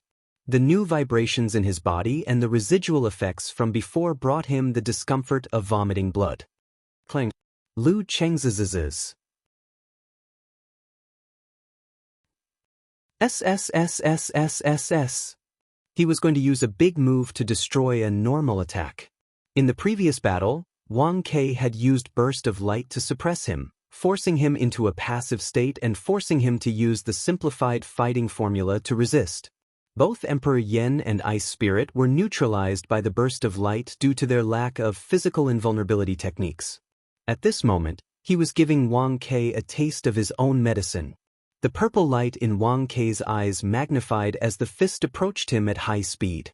Wang Ke, who had just stabilized his center of gravity, didn't show any signs of fear. He steadied his back and pushed his feet against the ground. While the ground around him was cracking rapidly, he shook his arms and swung his fists at the thousand-layer fire wave. Bam! His fist rubbed against the air, releasing a dazzling radiance that lit up the purplish-red sky. Boom! Fist against fist. The purple flames tore at the radiance. The radiance melted the purple flames. When the muscles caved in and the bones were slightly deformed, a white blast of air exploded. The crimson rain and magma were disintegrated and dimmed by the majestic divine light. Lu Cheng and Wang Ke both took a step back. They were evenly matched. All of a sudden, Lu Cheng had a deeper understanding of why Wang Ke was praised by Dong Baxin. This was something that couldn't be seen from watching the match highlights. He didn't know if it was because Wang Ke's light sex martial arts were pure and he was able to cut down on complexity and reduce time. Like Dong Baxin and the other top-notch figures, he increased the speed of his physical invulnerability moves and seized opportunities from passivity. Or was it because his punches and kicks were close to the power of physical invulnerability moves with normal force? The former was called lifting something heavy as if it were light, while the latter was turning something rotten into something magical. His master potential was indeed well-deserved. Perhaps he had solidified the 1-second reduction passive skill. Similar thoughts flooded his mind. Lu Cheng's ice heart was unmoved. He seized the opportunity while he still had the initiative. With a stomp, he activated his body movement. Whoosh whoosh whoosh. A strong gust of wind was stirred up on the spot by Lu Cheng. He kept changing his position, throwing punches and kicks crazily. He was as fast as a machine gun, and every punch and kick was accompanied by dreamy cold light and white fog. Bam bam bam. He swung his punch backwards, borrowed the force to pull his leg back, and launched another attack. He was like a spinning top, getting faster and faster as he fought. Every time he clashed with Wang Ke, the coldness and stiffness in his opponent's body would increase. From his fist and arm, it penetrated through the Donghuang force's counteraction and spread throughout his entire body. Ice Sect's third move, Blizzard Storm. Its simplified version was called 24 Blizzard Strikes. Bam bam bam. Wang Ke's physical invulnerability moves couldn't keep up with Lu Cheng's craziness and continuous attacks. He could only contend with his normal punches and kicks that contained the Donghuang force. Although they were equally strong and extraordinary, he was still completely suppressed and couldn't shake them off. Gradually, he felt his limbs stiffen and his body's movements become sluggish. At this moment, Lu Cheng had also reached his limit. He took the initiative to change. Abruptly, he stopped his movements and gathered his force concentration towards his lower abdomen. Seeing this, Wang Ke wanted to dodge. However, the stiffness of his body slowed his movements. He had no choice but to use force concentration to neutralize the negative effects. His chi and blood collapsed, darkness gathered, and stars appeared, occupying the mainstream of the universe. Lu Cheng had fully displayed the side effects of practicing 9 rotations of 5 flames. Descend of the sun. This was the exact opposite of the lament of the Ice Queen. Bam! His muscles swelled and he swung his back. He threw a punch. The instant burst of light was as though he was practicing the golden scriptures of Donghuang. Boom! Wang Ke activated his Dan force in time and swung his forearm to block Lu Cheng's punch, creating an exaggerated explosion. Thump, thump, thump. He took a few steps back. Blood and flesh could be seen on his arm. There seemed to be cracks on his bones. He was at a disadvantage. Just as Lu Cheng pounced and closed in on him again, a glow appeared on the surface of Wang Ke's body. He took a step diagonally. With a flash of light, he disappeared from his original spot, leaving only an afterimage. This was the 3rd time he had used transient steps. Lu Cheng quickly formed an ice wall, raised his arms, and blocked in front of him. Boom! At the same time Wang Ke's figure appeared, there was an explosion. The airflow was chaotic, and Lu Cheng's crystalline body shattered. He was forcefully pushed back a few steps. Taking advantage of this opportunity, Wang Ke released rays of divine light from inside out. His fatigue decreased significantly, and many of his wounds showed signs of healing at an accelerated rate. The 6th style of the light sect, lofty holy light. This could affect the opponent's mental state, and at the same time, it could strengthen the user, squeeze out their potential, and heal injuries. Seeing this, Lu Cheng was momentarily annoyed. Seeing that it was too late to stop him, he could only circulate his chi and blood to stimulate his body. He quickly used the simplified wholeness formula to refresh his body. Wang Ke sensed the change in him and laughed out loud. Again! He had also fought with passion, no longer keeping a low profile as usual. Bam! Bam! Bam! The two of them turned at high speeds, stirring up strong winds. They kept looking for opportunities, but to no avail. After a while, they clashed again. Lu Cheng's Dan force exploded. Using his body as a bow and his arm as a string, he shot out his fist at lightning speed. Just as Wang Ke raised his arm to block, he heard a muffled sound from his opponent's fist. Sparks bloomed, and the trajectory of the fist changed strangely. It went from a straight-up punch to a downward punch. Instead of passively defending, Wang Ke lowered his shoulder and leaned his body to the side, directly crashing into Lu Cheng. He avoided the 3rd possible change in direction and seized the opportunity to attack. Bam, bam, bam. Rumble, rumble, rumble. The two of them kept exchanging blows in the narrow space. Their close-range combat techniques were on full display. Sometimes it was raining fire, and sometimes it was shining brightly. During this process, the purity of Wang Ke's martial arts was maximized, causing Lu Cheng to slowly fall into a disadvantageous position. I can't continue like this. Otherwise, it'll be hard to turn back. A thought flashed through Lu Cheng's mind, and he changed his fighting style. As he struck with his fist, he formed a crimson fireball around him. It was as though he was accumulating energy to perform 9 rotations of 5 flames. Descend of the sun. Boom! Lu Cheng's fist landed on Wang Ke's arm. The crimson fireball around him didn't wait any longer. It descended rapidly and was ignited by the light shot out by his opponent. Air billowed, and the two of them retreated. Lu Cheng formed a blazing white fireball around him again. It grew bigger and bigger, like the sun. Bam! Wang Ke rushed over, turned his back halfway, and threw out a punch. It was as though he didn't want to give Lu Cheng the time to gather the 5 flames. Lu Cheng responded accordingly. Just as the two of their fists were about to meet, light suddenly gathered in Wang Ke's eyes and shot out. It brushed past the blazing white fireball and destroyed its balance. This was one of the methods he prepared to deal with 9 rotations of 5 flames. The reason why he didn't use it earlier was to not alert Lu Cheng and to trick him into expending more energy. Boom! The blazing white fireball exploded in midair, turning into drops of fire rain. Lu Cheng and Wang Ke's clothes fluttered as their fists collided. In what was supposed to be a simple exchange, Wang Ke felt an extremely cold force surge towards him. He saw ice crystals forming around him, isolating him. He was sealed in an ice coffin in an instant. Lu Cheng was using the 5 flames as bait to secretly use the lament of the Ice Queen. When the flame force was far away, wouldn't the body be left with only darkness and coldness? This was the overall meaning of the lament of the Ice Queen.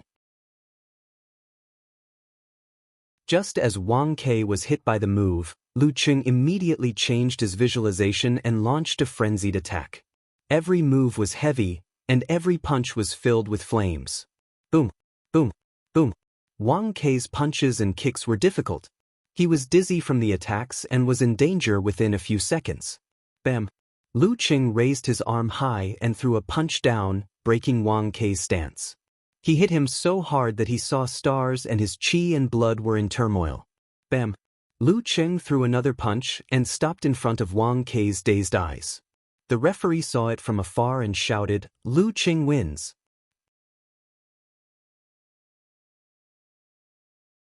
Chapter 634. The air that burned his respiratory tract gradually cooled down. Everything in front of him that was distorted by the high temperature returned to normal. Wang Ke's eyes regained their luster. He patted the dust off his clothes and stood up straight. He looked at Lu Cheng and said thoughtfully, "Ice and fire in one?" This sentence was sent via voice transmission to avoid being recorded by the camera. Lu Cheng knew that he couldn't hide the essence of that move from Wang Quebec. He nodded calmly and said, "Yes." Wang Ke seemed to have solved a difficult problem. His body and mind felt more relaxed. He heaved a sigh of relief and turned to leave. At this moment, a thought flashed across Lu Cheng's mind. He blurted out, "Can you use transient steps continuously?" Since they were all talking via voice transmission, this question was no exception. Lu Cheng regretted it the moment the words left his mouth. This involved the trump card of a martial artist. It wasn't something others should ask. Wang Ke stopped in his tracks. After thinking for a few seconds, he smiled and said, "Yes." With that, he didn't stay any longer. He walked along the path full of potholes and flames towards the exit he came from. His back was straight, and he looked neither humble nor arrogant under the spotlight. Lu Cheng nodded slowly. While enjoying the cheers, he had some other thoughts in his mind. If that's the case, the best use of transient steps shouldn't be for dodging, but for attacking. Lu Cheng raised his hands high and clapped his hands to show his respect. He walked further and further on the path of light until he disappeared at the edge of the arena. During this process, he only felt the sense of weakness appear again. Combined with the exhaustion of his body, it made him very tired. His footsteps were weak, as though he was seriously ill. Of course, having been seriously injured for a long time, he was very used to it. He walked steadily without any difficulty. When he returned to the locker room, he first took the phone from Amin and sent a message to Yenjika. Snickering emoji, "I won." In the morning in Connecticut, Yenjika, who was listening to her tutor's lecture seriously, felt her pocket vibrate. She looked around silently, reached into her pocket, and pulled out her phone. Before the light went out, she took a quick glance. Her lips curled into a beautiful arc. She stuffed her phone back into her pocket and held the side of her face. Her silky black hair fell through the gaps between her fingers. She became more focused and excited as she continued to listen to the lecture. In the live broadcast room, the host looked at the heavyweight commentator beside him, cleared his throat, and said in a rather restrained manner, "This is truly an exciting battle. Senior Wu Guang, what do you think?" Taoist Wu Guang, whose hair was a mix of silver and black, gave a gentle smile. Indeed. His appearance was ordinary, and he belonged to the kind of old man that could be seen everywhere. Those who had never seen him before would always feel that this person was familiar when they first saw him. The host was almost choked by this concise and comprehensive answer. He could only take the initiative to lead the conversation. He smiled and said, "Senior Wu Guang, I didn't expect you to be a guest. It's rare for you to be so free. Did you get a bye this round? You didn't participate in the first round either? Did you only find out today?" Taoist Wu Guang shook his head with a smile. "I didn't manage to register. His smile was light and carefree, as if he was used to such things. Why? The host blurted out in surprise. During the registration, our sect's Foreign Affairs Division forgot about me. The organizing committee felt that I would definitely participate, so they didn't verify it, said Taoist Wu Guang helplessly and amusedly. Because of this, he had agreed to be a guest commentator, thinking that since he was already here, he might as well take things as they came. You are the sect leader. The host wanted to reply, but when the words reached his mouth, he forcefully swallowed them back down. Instead, he smiled and said, Senior Wu Guang, can you give a brief comment on the match just now? Taoist Wu Guang pondered for a moment. Lu Cheng and Wang Ke both performed at an extremely high level. Both are among the best of the younger generation. Lu Cheng's victory was partly due to the lack of fights between physical invulnerability experts, so Wang Ke didn't fully understand him. There was always the element of surprise. However, this is part of a martial arts battle. Fortunately, this is modern times, and it's a challenge tournament. If this were 100 or 200 years ago, or even 1,000 or 2,000 years ago, the secret trump card would be the key to a martial artist's victory. Many strong martial artists couldn't stand up again after a moment of carelessness or carelessness. Physical invulnerability experts still have a chance to regret. As for those below, Wu Guang shook his head and continued. Here I have to criticize Wang Quebec. He knew that Lu Cheng had many tricks up his sleeve, but he didn't take sufficient precautions despite not knowing his opponent well. This is a little careless. This habit isn't a big deal in a challenge tournament, but in a real battle, it's dangerous. Wang Ke probably didn't expect Lu Cheng to have so many tricks up his sleeve, and even have something new in the end. The host helped to explain. Then, he asked curiously, Senior Wu Guang, I can see that Wang Ke is strong, but where do you see something as intangible as master potential? Instead of arguing, Taoist Wu Guang explained seriously, that's right. He explained seriously, when everyone is practicing the same martial arts, and you have a deeper and purer grasp of it than everyone else, your performance is more powerful, simpler, faster, and more powerful. That's master potential. What the hell is he talking about? It's too abstract and not intuitive at all, the host thought. After thinking for a few seconds, he smiled and asked, Then what do you think of Lu Cheng? Taoist Wu Guang answered with great interest, From this battle, we can see that his ice and fire powers weren't forcefully mixed together. Instead, they formed a harmonious whole. From the small details to the big details, it's all the same. When the fire is on the outside, the ice is on the inside. Wang Ke didn't realize this point and separated the ice and fire powers. This is consistent with Lu Cheng's explanation in the previous interview. I believe that he has indeed taken a different path from his predecessors, a path that is new to everyone's eyes. His fighting style is close to that of a martial artist, but there are also some similarities. If we try to trick him with old tricks and don't recognize this point clearly, there will be people who are stronger than him who will lose because of this. Glory aside, this is the performance of a grandmaster in terms of martial arts. When Lu Cheng perfects this path and creates his own set of martial arts, he will be able to spread it. That will really be the start of a new sect, the first of its kind. The first of its kind? Just these two words are enough to show great spirit. The host exclaimed. Under the latest news on Yanzhao League's official Weibo, the number of comments increased again. One fan after another expressed their feelings after witnessing the battle. Amazing, truly amazing. RK is being silly again. I heard, the sect leader of Shangqing sect say that RK was being silly for once. You can't say that. Lu Cheng is indeed strong. He deserves his reputation as the heavenly son of the age. Sigh, I finally understand what it means to live up to your reputation. From the looks of it, even if there are various reasons for Lu Cheng's victory, he is still a second pin fighter, or at least close to it. It's only been 3 months since he broke through. I heard the sect leader of Shangqing sect say that Lu Cheng really has the potential to become a grandmaster. Yan Shaoling replied to the forum as she read the comments of her opponents. She felt an indescribable sense of satisfaction. She hurriedly scrolled from Yanzhao League's official Weibo, Yanzhao League's forum, Wang Kei's Weibo, Wang Kei's forum to Weiwei Club, Shangqing Sect, and other unrelated places. She eagerly read every word. When she finally calmed down, she felt more tired than fighting a match. Most of Lu Cheng's fans on the forum were doing the same. In the changing room, Wang Kei didn't leave immediately. After treating his injuries, he replayed his battle with Lu Cheng over and over again. He would pause from time to time and fall into deep thought.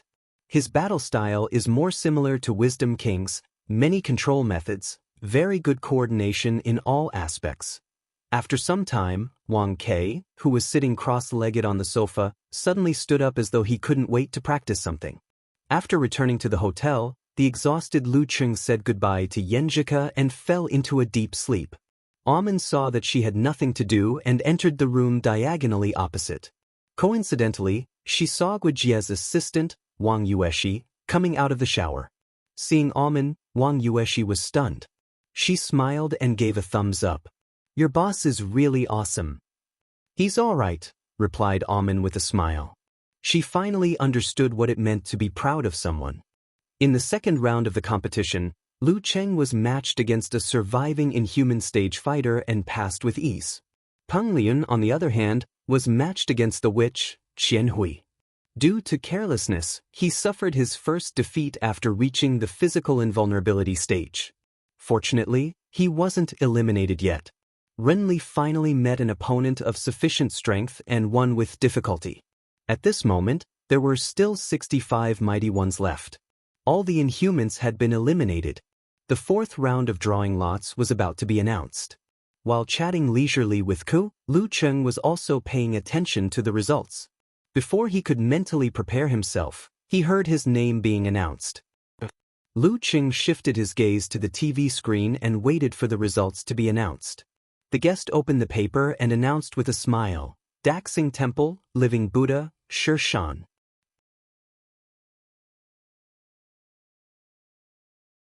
Chapter 635. Living Buddha Shi Shan? Lu Cheng, who was leaning on the pillow, was stunned for a second. Then he sat up straight and his eyes lit up. He felt like he was dreaming again. Unlike the Mummy, Dark Knight Bat, Xen Xiaoye, Wang Kei, and the other physical invulnerability mighty ones he had fought before, he had heard of the name Living Buddha for a long time. In fact, he had been practicing martial arts for a long time.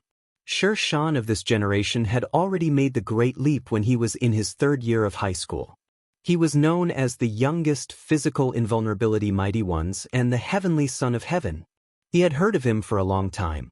Now that he had met him, how could he not be excited? To Lu Cheng, at this moment and in this situation, he had a deeper understanding of himself as a physical invulnerability expert. The things that he could only fantasize about in his bed during his adolescence were coming true, step by step. Such an experience was so wonderful. While thinking, Lu Cheng lowered his head and typed on the keyboard. He sent the result of the draw to Yanjika, Living Buddha. Following that, he added a comment with a red bandana over his head emoji. Looking forward to it. He was looking forward to experiencing this great monk's marvelous skills and techniques. He was looking forward to sparring with the person he had yearned for in the past. Yanjika was taking a short break between classes. Just as she was about to take the time to browse Lu Cheng's fan forum, she saw 2 consecutive messages from her husband. Living Buddha? Her dark eyes lit up. The feelings in her heart were very similar to Lu Cheng's. Before she could differentiate her emotions, she saw the word, looking forward to it. She couldn't help but curve her eyes and curl her lips. She deliberately said, "What are you looking forward to?" The great monk is a true first pin mighty one. After making the great leap, the living Buddhas of the past would indeed slow down their progress. However, with the wisdom of past eras and unique martial arts, it was still easy for them to reach second pin. Now that 5 years had passed, with his accumulation, it was normal for him to reach first pin. Lu Cheng didn't mind at all and said, "Winning and losing is a common thing for martial artists. This was an experiential journey." "Yo, you have a good attitude." Covering mouth and laughing expression, Yanjika said, Who's the one who's always sulking after losing a match? Lu Qing couldn't help but laugh. He replied in a self-deprecating tone, "That's all to create an opportunity to be comforted by you." Yenjika turned her eyes and pursed her lips. She turned her head and looked to the side with a smile on her face. At this moment, she saw her mentor slowly walking in. She hurriedly typed a message. "It's time for class. When I get back tonight, I'll discuss the Living Buddha's techniques with you. I'm waiting for Coach Yen," replied Lu Qing. He put away his phone and sat cross-legged for a few seconds. He didn't even pay attention to the results of Peng Liyun and Ren Li's draw, nor did he discuss it in the group chat. He seriously pondered the various rumors about the Living Buddha. Daxing Temple was first established based on the Great Light Scripture of Buddha. Later on, it merged with several branches of Tantric Buddhism, which led to the formation of the two supreme arts, womb storage and Vajra. More than 100 years ago, when the world was in chaos, Daxing Temple took advantage of the decline of the Living Buddha sect and swallowed up the largest Tantric sect.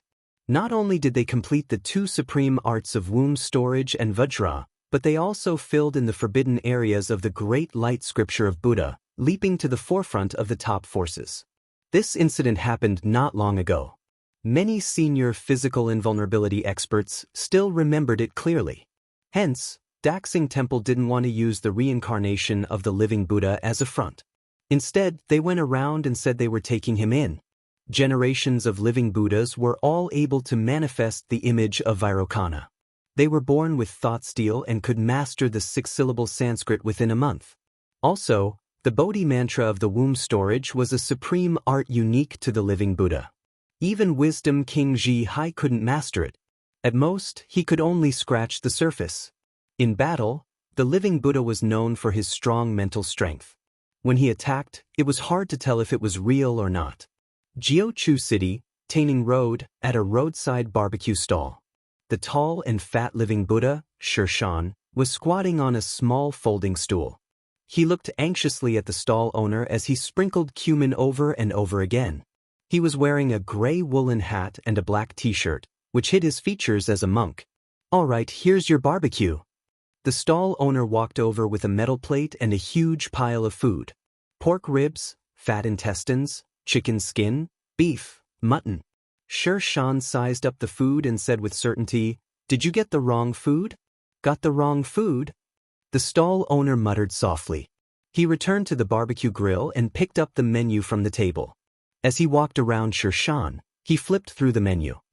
20 skewers of green beans, 20 skewers of small potatoes, 20 skewers of eggplant, 20 skewers of steamed buns. The stall owner read aloud. He looked at Shirshan and asked in surprise, "You're a vegetarian? Is that strange?" Shirshan smiled and asked in return, "Your figure." The stall owner paused and said, "You really don't look like one." Shirshan sighed and said with a smile, "In the past, when I saw those fat and strong abbot masters, I always suspected that they had broken their precepts in private and were not good monks. When I grew up, I realized that some people can get fat from eating vegetarian food."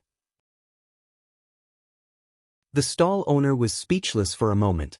He decided to just send over a bowl of clear soup. "Big brother, don't think about that. Come and try this white pepper clear soup. It'll be officially sold in a few days." Smelling the fragrance, Shirshan took the bowl and gulped it down. "That's hot. Slow down, slow down." The stall owner was shocked. Shirshan finished it in a few mouthfuls and wiped his mouth. "The taste of pepper is very strong and fragrant." "Not bad, not bad." He seemed to have an appetite. He picked up the skewers and wolfed them down. Just as he was eating happily, he suddenly heard the table behind him excitedly discussing the master battle. Lu Qing just drew the Living Buddha. "That's amazing. It's the outer heavenly sun versus the heavenly sun of the age. It's common knowledge that there are 5 of the 4 heavenly kings. What's there to talk about? The Living Buddha is a first pin. I'm afraid Lu Qing is going to lose." Shirshan slowed down his chewing motion and muttered with interest, "What's the matter? Lu Qing?" He pondered for a few seconds and once again immersed himself in the whirlwind sweeping away the clouds. I can't let tonight's supper be delayed because of the battle the day after tomorrow. When the living Buddha snuck out to enjoy the Jiuchu barbecue, the internet was already abuzz. Headlines such as Battle of the Heavenly Sons and Prelude to an Era could be seen everywhere. The poison milk hierarch He Xiaowei looked at all of this happily and felt deeply satisfied. He was the one who came up with the idea of the 4 heavenly sons and gradually spread it. It was recognized and became a gimmick. Cough. Do you still remember how I evaluated the heavenly sons? I didn't expect Lu Qing to meet the living Buddha in just a few years. He Xiaowei pondered for a few minutes before posting on Weibo. He was expecting to be praised, but the replies he saw had nothing to do with it. Disappointing. You didn't predict who would win or lose. Poison milk hierarch, are you too arrogant? Or are we fans too weak to lift a knife? If you have the guts, then guess that Lu Qing would lose. To the one above, are you a fan of Lu Qing? He Xiaowei's eyelids twitched. He picked up the teacup and took a sip. You want to provoke me to predict Lu Qing's match? No way. I cherish my eyebrows and hair. Living Buddha. Brahmin, who had her signature twin ponytails, was excited. She sat up, put the light and thin laptop on her lap, and started to browse the forum crazily. She was busy discussing with others and reading predictions. At this moment, her phone rang. It was a message from her boyfriend. Tong Tong, you look so good in that dress today. Brahmin picked up the phone, glanced at it, and quickly replied with a few words. I'm busy. Talk to you later. After clicking send, she looked at the screen again, focused and serious. In the dormitory of Songqing University, Yan Shaoling was complaining to He Zi with a gloomy expression. Anyway, my old uncle is a weirdo. And my dad, now that he has a new home, he can't wait for me to move there. Who would have thought that Lingling's silly and cheerful appearance hid so many sad memories? He Zi was surprised. She couldn't help but feel pity for her and wanted to comfort her best friend. At this moment, Yan Shaoling glanced at her phone casually and jumped up. She shouted, Living Buddha! She turned around abruptly and rushed to the computer table. She opened her laptop and browsed the forum on her phone. Sometimes she was nervous, sometimes she was excited, sometimes she was laughing, and sometimes she was excited. He Zi looked at her in a daze and silently swallowed back the words she wanted to say. After a day, the 4th round of the double elimination competition of the Master Battle began. The battle between Lu Qing and Living Buddha Shirshan was scheduled for the last match in the afternoon. It would start between 5 p.m. and 5:30 p.m., depending on the length of the previous matches. It was still the familiar Jiangxin Island with the same ships and drones. Yenjika, who had woken up early, covered her mouth with her hand and yawned. She pulled the pillow beside her over and stuffed it behind her back. It's not as comfortable as Cheng's body. Yenjika suddenly recalled their daily interactions when she was watching battle videos and watching TV series. She released her right hand, bit her lower lip, and sighed. At this moment, she saw Lu Qing and Shirshan coming over in separate boats. She quickly collected her thoughts and pursed her lips. The two stood at the bow of their boats. Although the river was swaying, their bodies didn't sway at all. It felt like a battle between ancient martial artists. Stepping onto the shore, Lu Qing approached the referee and saw Shirshan, who was wearing a yellow monk robe. This living Buddha had a big head and a thick neck. He looked like a certain singer. If he wore a wig and tied his hair into a ponytail, the audience would think that if he shouted, "The great river flows to the east," would definitely come out. Shirshan smiled and put his palms together in greeting. When Lu Qing returned the greeting, the referee looked at his watch and the many drones hovering in the sky. He raised his right arm and said, "Talk time starts now." Just as Lu Qing was about to form the 5 flames, something changed in front of him. He saw the desolated Jiangxin Island, with vegetation growing and Bodhi trees growing. Colored glass, gold, and agate were mixed among them. They emitted waves of Buddhist light, solemn and sacred. The fat monk opposite him was glowing with golden light. He sat cross-legged on a lotus platform. Around him were phantoms of wisdom King Vajra, Bodhisattva, and celestial dragon. He looked like a Buddha descending to earth. His natural smile disappeared. His eyes became cold and indifferent, as though he had seen through the changes of the human world and the vicissitudes of time. At this moment, Lu Cheng couldn't tell if this was an illusion or reality. P.S. Actually, I just changed my ID today. I went early, so there weren't many people. It took less than 40 minutes, less than the time I took to go back and forth and get stuck in traffic. However, the temperature is dropping these few days, so I miserably brought the wrong clothes. They were all short-sleeved.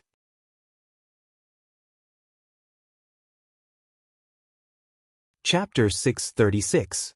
The sky seemed to be shrouded in glass, sprinkling a faint golden glow.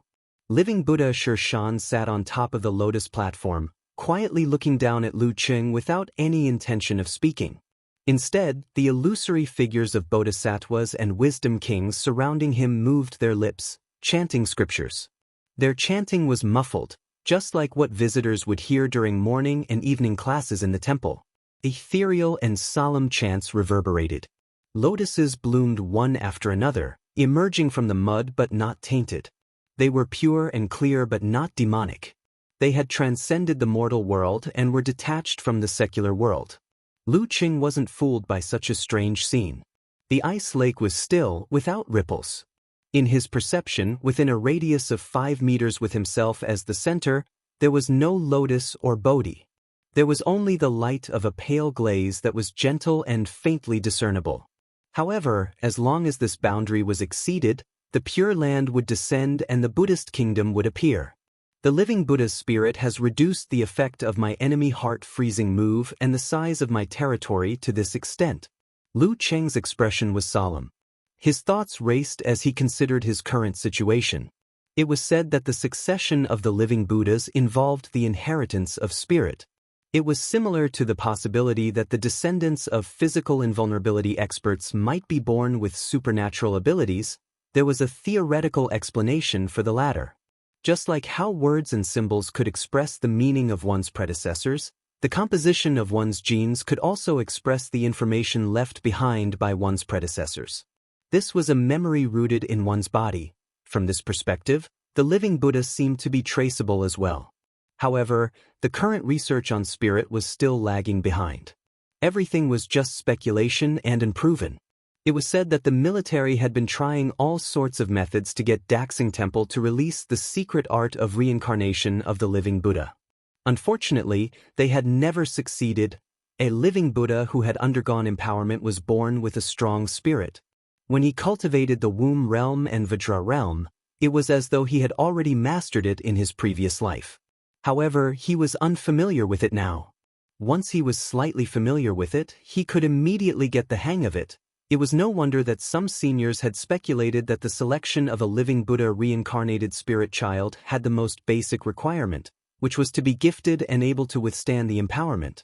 Such a child would only appear once every 20 to 30 years. If it wasn't discovered in time, one could only choose a disciple with good potential to inherit the title of living Buddha. When he had mastered the secret art, he would find a spirit child to perform empowerment.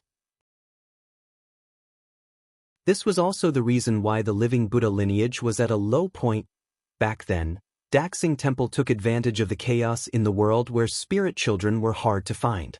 And Tantra, the largest lineage of Tantric Buddhism for 2 generations, to find an opportunity to swallow them. While his thoughts were running wild, Lu Cheng calmly formed red, light blue, golden, light purple, and blazing white fireballs. He let them circle around his body and dance. As soon as the 5 flames were formed, the Buddhist kingdom suddenly darkened. The night sky suddenly turned upside down and sprinkled on the earth, embellishing the pitch-black curtain. However, this didn't dilute the Pure Land. Instead, it made it more dreamy and sacred. The living Buddha lives up to his name.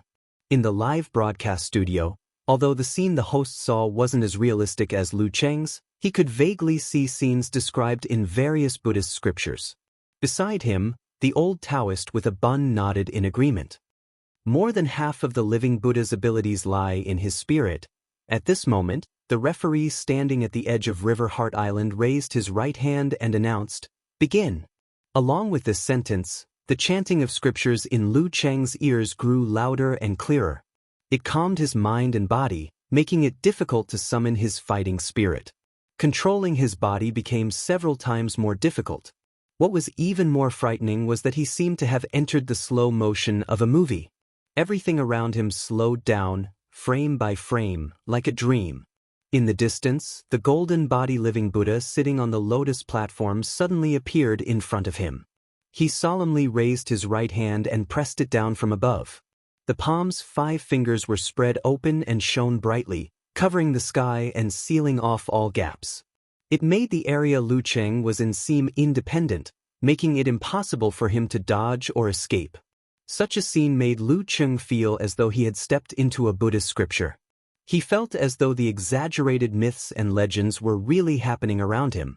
If he hadn't read the notes of the battle between the physical invulnerability experts of the Longhu Club and the Living Buddha, Lu Cheng would have thought that his opponent's divine arts had disrupted time and cut out an independent space like a cage. But now, he was very clear that the inconceivable mysteries of this palm came mainly from the suppression and influence of the mind. It was hard to distinguish between what was real and what was fake. Bodhi Mantra. This was a unique skill of the womb realm that could only be mastered by the Living Buddha, who had a strong mind and unique characteristics, through empowerment. At this moment, what the audience and the live audience saw was different from what Lu Cheng saw.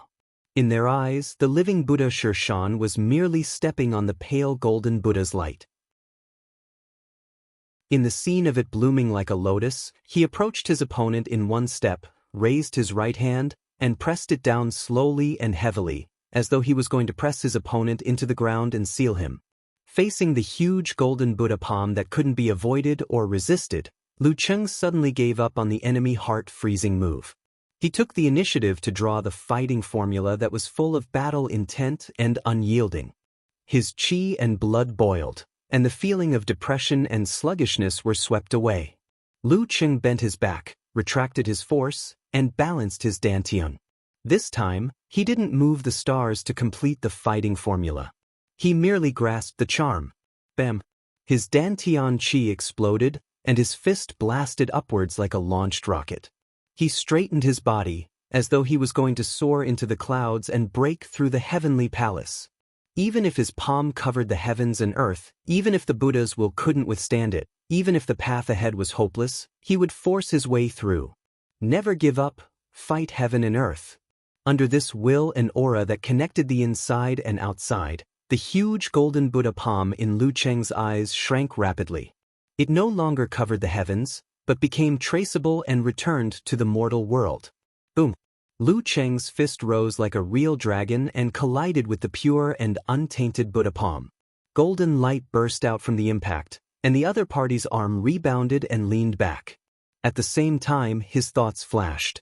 He wanted to gather the crimson, golden, light blue, blazing white, and faint purple swirls behind him and smash them out as one. He wanted to use the 9 rotations of 5 flames. Descend of the sun to break the Living Buddha's spiritual territory. However, just as he thought of this, the clear and restored Shirshan's figure in front of him suddenly pulled away. He moved from 2 meters away to the peak of Mount Meru in an instant. He fell back onto the lotus platform, and the distance between him and Shirshan turned into a faraway place. Lu Cheng recovered his enemy heart-freezing move, but he could only sense the situation within 5 meters. Beyond this distance, he wouldn't be able to tell if the Living Buddha in front of him was real or fake. If he blindly used 9 rotations of 5 flames. Descend of the sun, he would only exhaust himself for nothing, and it would be a huge drain. Just as he thought of this, the rapidly circling crimson, faint purple, and other fireballs slowed down and continued to revolve without any difficulty.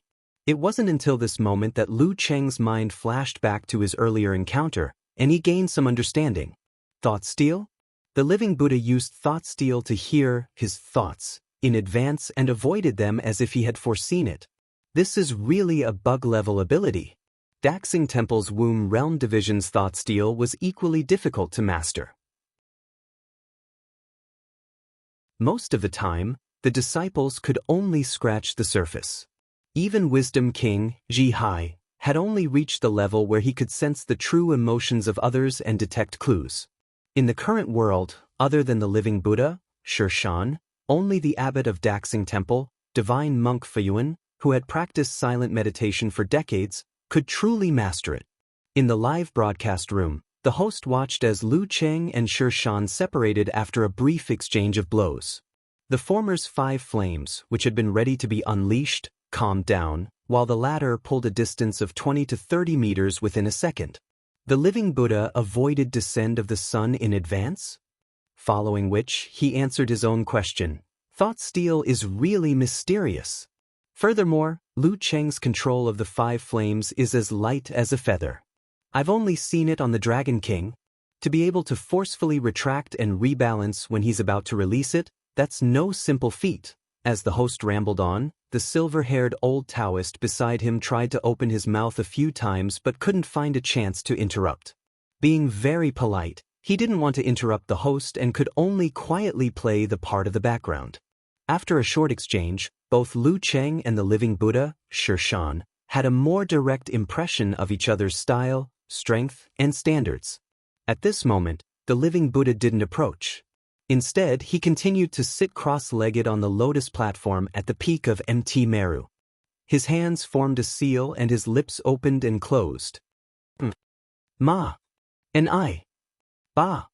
Me. Hum. Om Mani Padme Hum. The 6-syllable Sanskrit mantra was fully executed.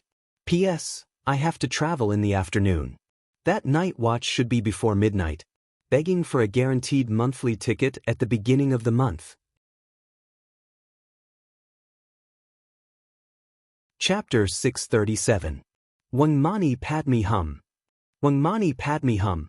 Living Buddha Shirshan chanted faster and faster. The glazed golden light around him grew brighter and brighter. It was as though something between heaven and earth was being triggered by the 6 syllables, glowing in layers. Lu Cheng could only hear the buzzing of the incantation in his ears.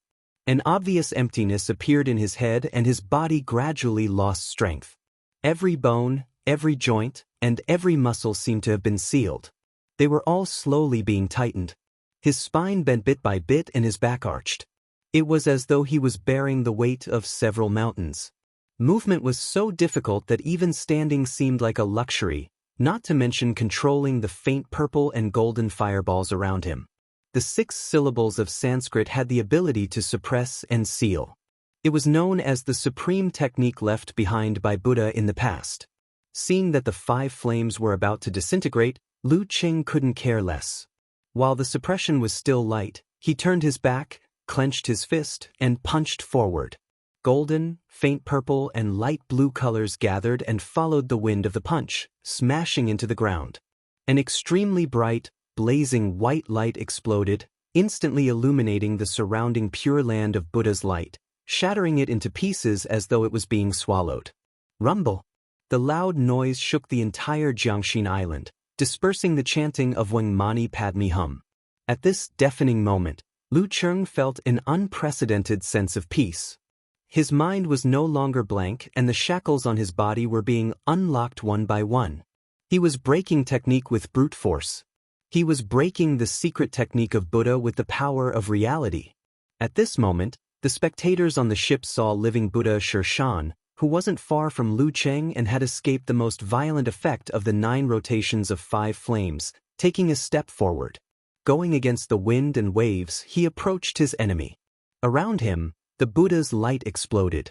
It was bright and pure, forming an apparition of Vairocana that was a few meters tall. It was an apparition that was almost real and had fused with the actual body. This Buddha's face was full of compassion and compassion. He extended his huge right palm and pressed it towards Lu Cheng as though he was swatting a fly. It was the Vairocana body, the fundamental technique shared by the Great Light Scripture, Womb Realm and Vajra Realm. At this very moment, Lu Cheng had just broken free from the light and sound of the 9 rotations of 5 flames. He turned around amidst the wind, waves, and flames. Suddenly, he saw that the entire sky was occupied by a golden Buddha, and it was still expanding rapidly. In that instant, Lu Cheng felt as if the earth he was on had become a precious jewel in front of the golden Buddha, not to mention himself, who was so small compared to the earth.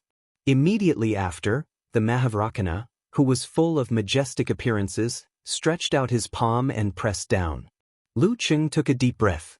He still hugged ice and fire to his lower abdomen and moved the stars to form the fighting formula. Bang!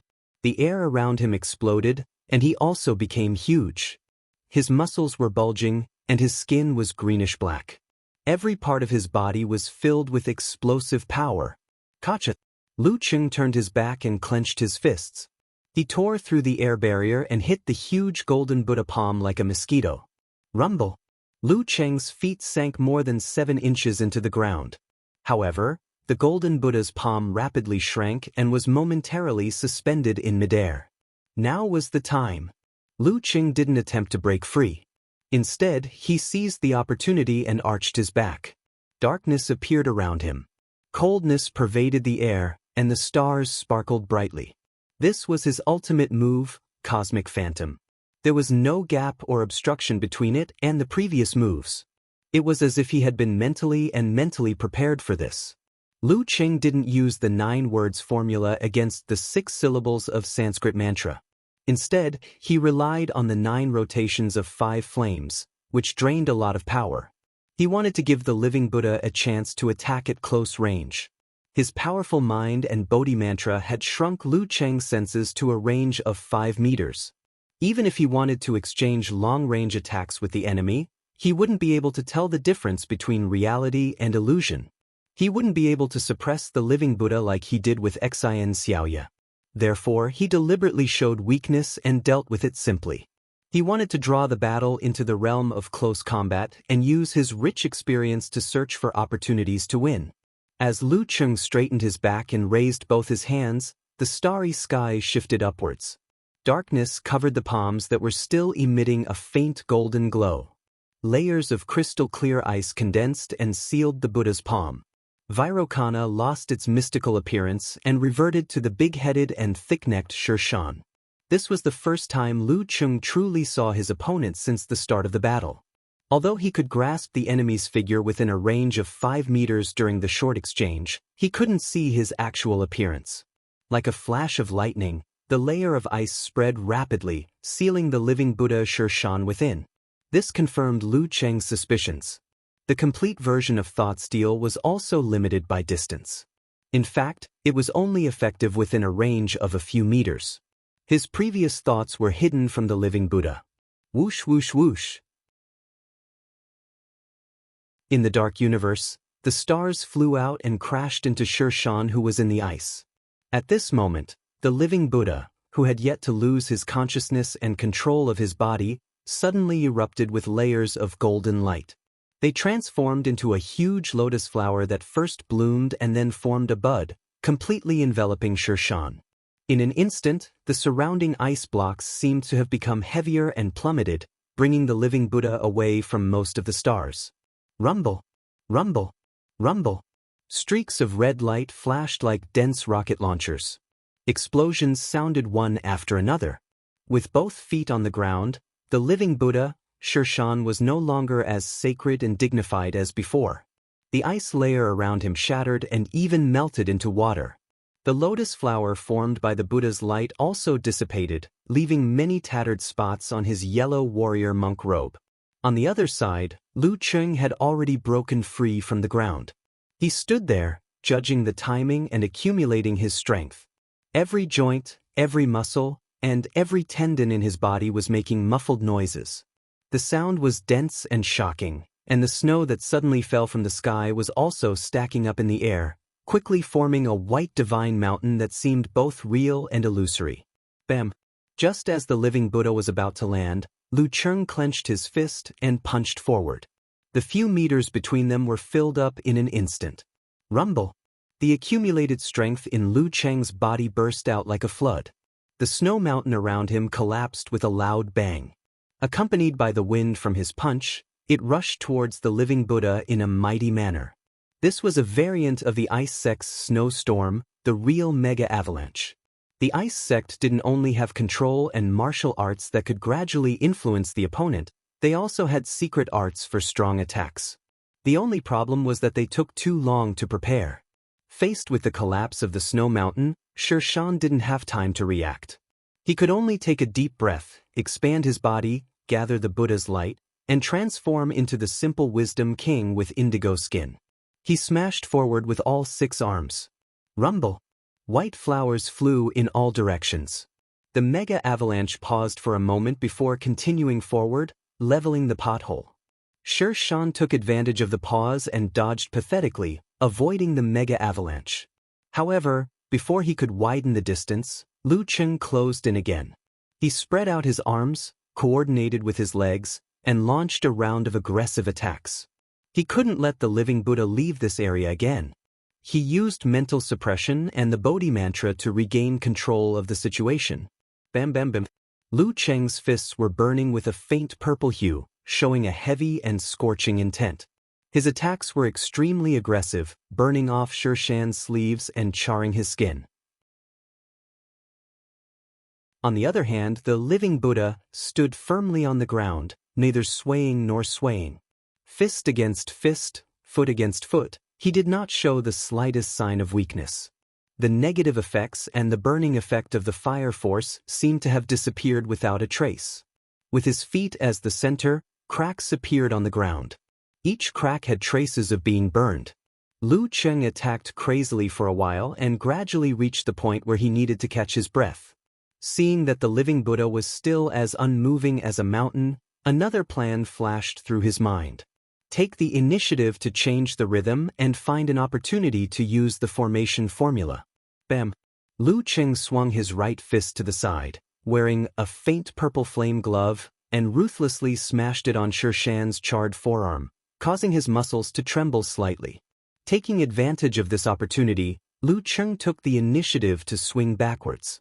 Just as he was about to quickly use the formation formula, he suddenly thought of the living Buddha's thought steal. He knows that I will use the formation formula. Lu Cheng followed his instincts and withdrew his Dan force, distancing the stars from the darkness and causing the edges of the universe to become colder. Another art of control, Lament of the Ice Queen. Bam! Lu Cheng took another step forward and struck out with his palm. Sher Shan, who was about to turn around, stopped abruptly and raised his hand to push back. Thought steal can indeed hear my thoughts, but if I change my mind in a split second, he might not be able to react in time. Lu Cheng seemed to have discovered something. His palm strike was so resolute. Bam! Amidst the dull thud, the living Buddha's surroundings burned with glassy flames.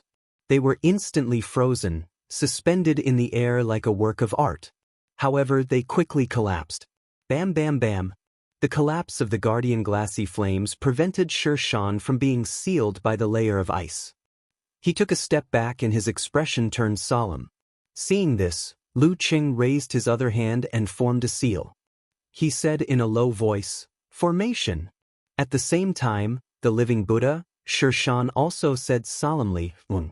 The Buddhas will intensified and the air became tame, not turning into a cage. Bam! The living Buddha took a step forward, his expression solemn and his gaze indifferent. He struck out with his palm as though he was looking down at Lu Cheng. Lu Cheng suddenly felt a sense of danger. Just as he was about to dodge, he suddenly became dazed. He felt as though he had become a monk reciting scriptures and fiddling with prayer beads all night long. He seemed to be devout and focused, but he would always pause inadvertently as though he was thinking of a certain someone, prostrating on the ground, kowtowing step by step in a pilgrimage, but the image in his mind wasn't of Buddha, ostracized, far away from home, unable to find peace. Fragments of memories appeared one after another, causing Lu Cheng to experience thousands of years in an instant, experiencing the incomplete lives of generations of living Buddhas. This made him feel as though his memories were in chaos and he was mentally and physically exhausted. Finally, after much difficulty, he outlined the confrontation formula. His body and mind were clear, but his spirit was also drained. The figure of the living Buddha before him became clear. Lu Qing made a turn to avoid facing him head-on and was about to use the simplified wholeness formula to refresh his status. However, at this moment, his sense of danger suddenly emerged. Before he could react, he felt a chill on his forehead. Sher Shan's thick palm had already pressed down on his forehead. The living Buddha's figure re-outlined, his expression calm. Lu Qing stopped in his tracks and understood the reason. Just now, his spirit was drained and his ice heart broke. Even if he was within 5 meters, he was still confused by the illusion. At this moment, the referee announced loudly, "The living Buddha wins. P.S. Before 12 a.m., please guarantee the minimum monthly votes."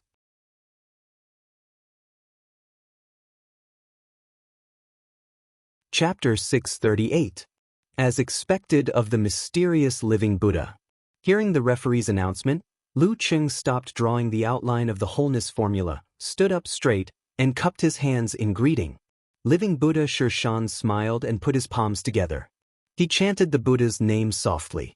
Despite his young age, he had the air of an eminent monk. He turned around leisurely and walked to the side of River Heart Island. After a few steps, he suddenly paused, rubbed his stomach, and swallowed a mouthful of saliva. After doing all this, he pretended to look around casually and quickened his pace. He didn't take the boat but walked directly on the water. He returned to the ship where Daxing Temple was and took the prepared vegetarian meal from the hands of the little monk who came up to him. As he ate contentedly, Sher Shan thought helplessly that as a living Buddha of Tantric Buddhism, he actually had to abide by Daxing Temple's commandments and eat vegetarian. Lu Qing rubbed his throbbing temples, walked to the side of the boat, and jumped on. He didn't cause any turbulence or ripples. Once the boat started moving, he couldn't help but look back at River Heart Island. He replayed the previous battle. The living Buddha's realm and standard were indeed much stronger than his, especially in the field of mental strength. He could have beaten his current self, and he had fully utilized this trait. It wasn't difficult for him to win. With his current strength, he had barely touched the edge of second pin. He was able to win against Wang Ke because of his rich experience in life and death battles. Not to mention his outstanding performance on the spot, the key to his victory was that Wang Ke wasn't used to his ice and fire as one and fusion of martial arts and cultivation, fighting style. He was caught off guard by certain moves and suffered a loss. If they had immediately fought a second or third time, the outcome might not have been the same. As these thoughts flashed through his mind, Lu Qing reassessed himself and returned the little bit of arrogance he had accumulated since he made the great leap back to its original form. This mentality was not something that could be used for the rest of one's life. As one's strength increased and one's victories piled up, pride and arrogance would still quietly grow. One had to constantly wipe one's heart and soul. Almost all the experts more or less had similar problems, and the Dragon King's conceit was even more obvious to the extreme. After reviewing his battle and himself, Lu Qing approached Longhu Club's ship. He pressed the button and leaped up, landing firmly on the deck. He took his phone, ring, wallet, and other items from Amen. At this moment, Yenjika had already sent a message. Looking up at the sky, rolling my eyes, she said, "I feel like you were tricked by the Bodhi mantra in the end, yes." Lu Qing turned sideways to Amen, using his body to block any possible line of sight. He sent an emoji of dark clouds over my head, squatting in the corner and drawing circles. "You can start comforting me now, but why do I feel that you don't look too sad?" Yenjika replied with a blank expression. Lu Qing scratched his chin and said, "Maybe it's because I was mentally prepared. Anyway, I haven't been eliminated yet. Not liking to lose is one thing, but knowing one's own limitations is another. I'm not depressed now, but I'm suddenly filled with motivation. I can't wait to watch the replay and study the living Buddha's fighting style in depth. I can't wait to have another match with him." "That's a good attitude. Come, let me give you a kiss," Yenjika said, half complimenting and half consoling him. She quickly changed the topic. "Is the living Buddha's mental strength very powerful? His penultimate palm strike is similar to the heart reflection punch of the Theravada sect. They both imprint their own feelings into my heart. However, the living Buddha's methods are more profound. The heart reflection punch can only transmit specific feelings like pain, torture, and distress. But he can pull me into his memories and experience 1,000 years in an instant, experiencing the lives of generations of living Buddhas. If a person below the physical invulnerability stage were to encounter such a situation multiple times, they might break down on the spot or have a split personality. That's why the Bodhi mantra is also known as the Bodhi mantra. Yenjika's beautiful eyes rolled up as she speculated with great interest. Experiencing memories and experiencing life. Cheng, do you think the reincarnation of the living Buddhas is related to this Bodhi heart mantra? But it's more complicated and has stricter Dharma access? Lu Cheng glanced at it and replied with an emoji of taking in a deep breath. Hey, you don't say. I think it's possible. Coach Yen has a great eye. When the reincarnated soul child was not found, the previous generation of living Buddha would use the disciple with the best potential as a substitute. However, it would be impossible for them to perform the complete enlightenment. At such times, using a simplified version of the Bodhi mantra might be a backup plan to ensure continuity. Yenjika laughed and said, "Don't think about it. Let's talk about it after some rest.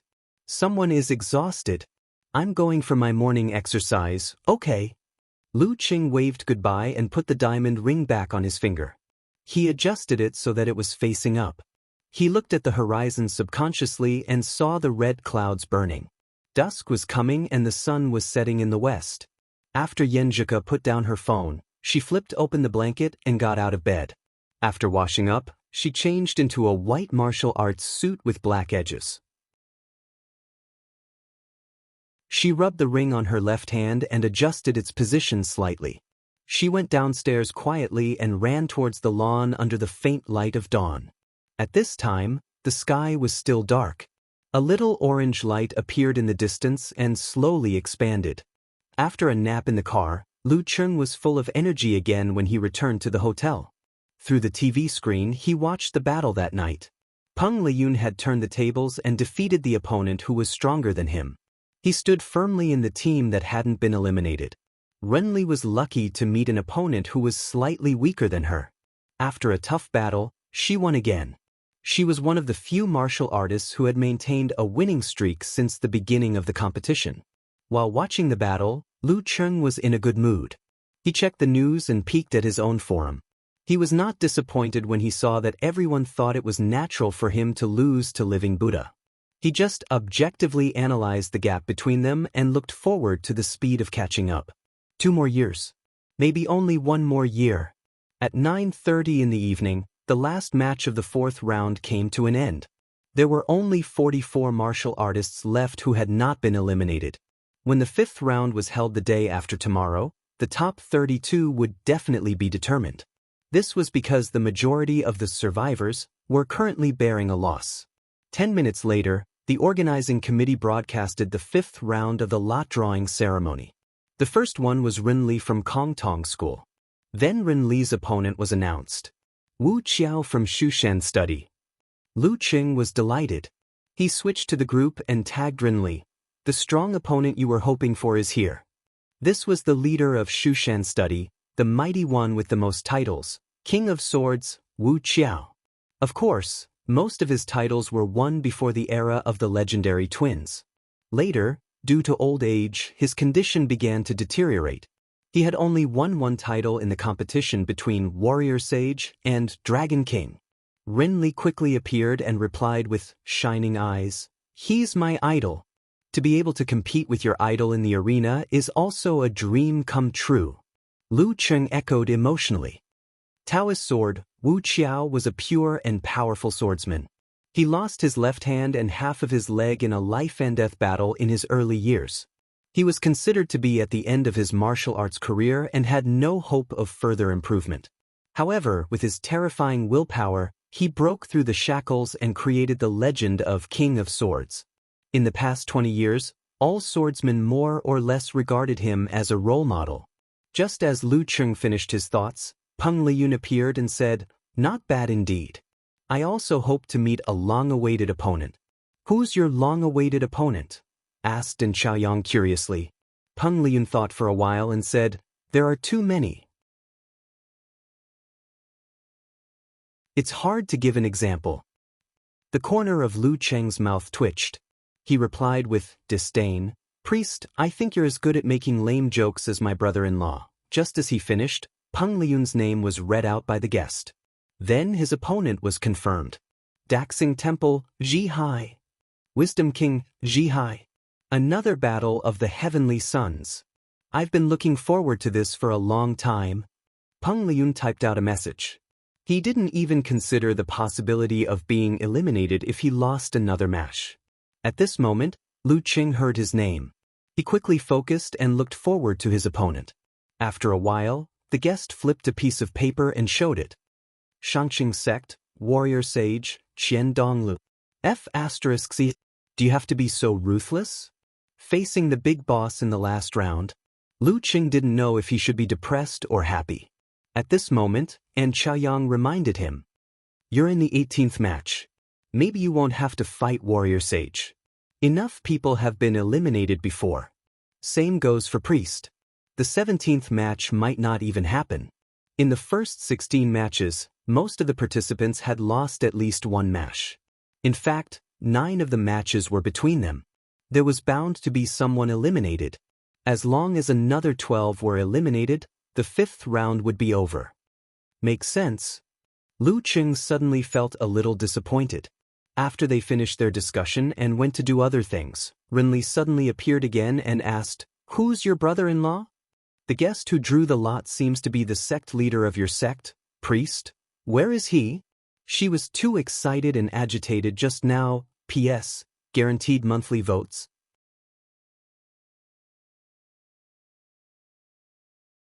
Chapter 639.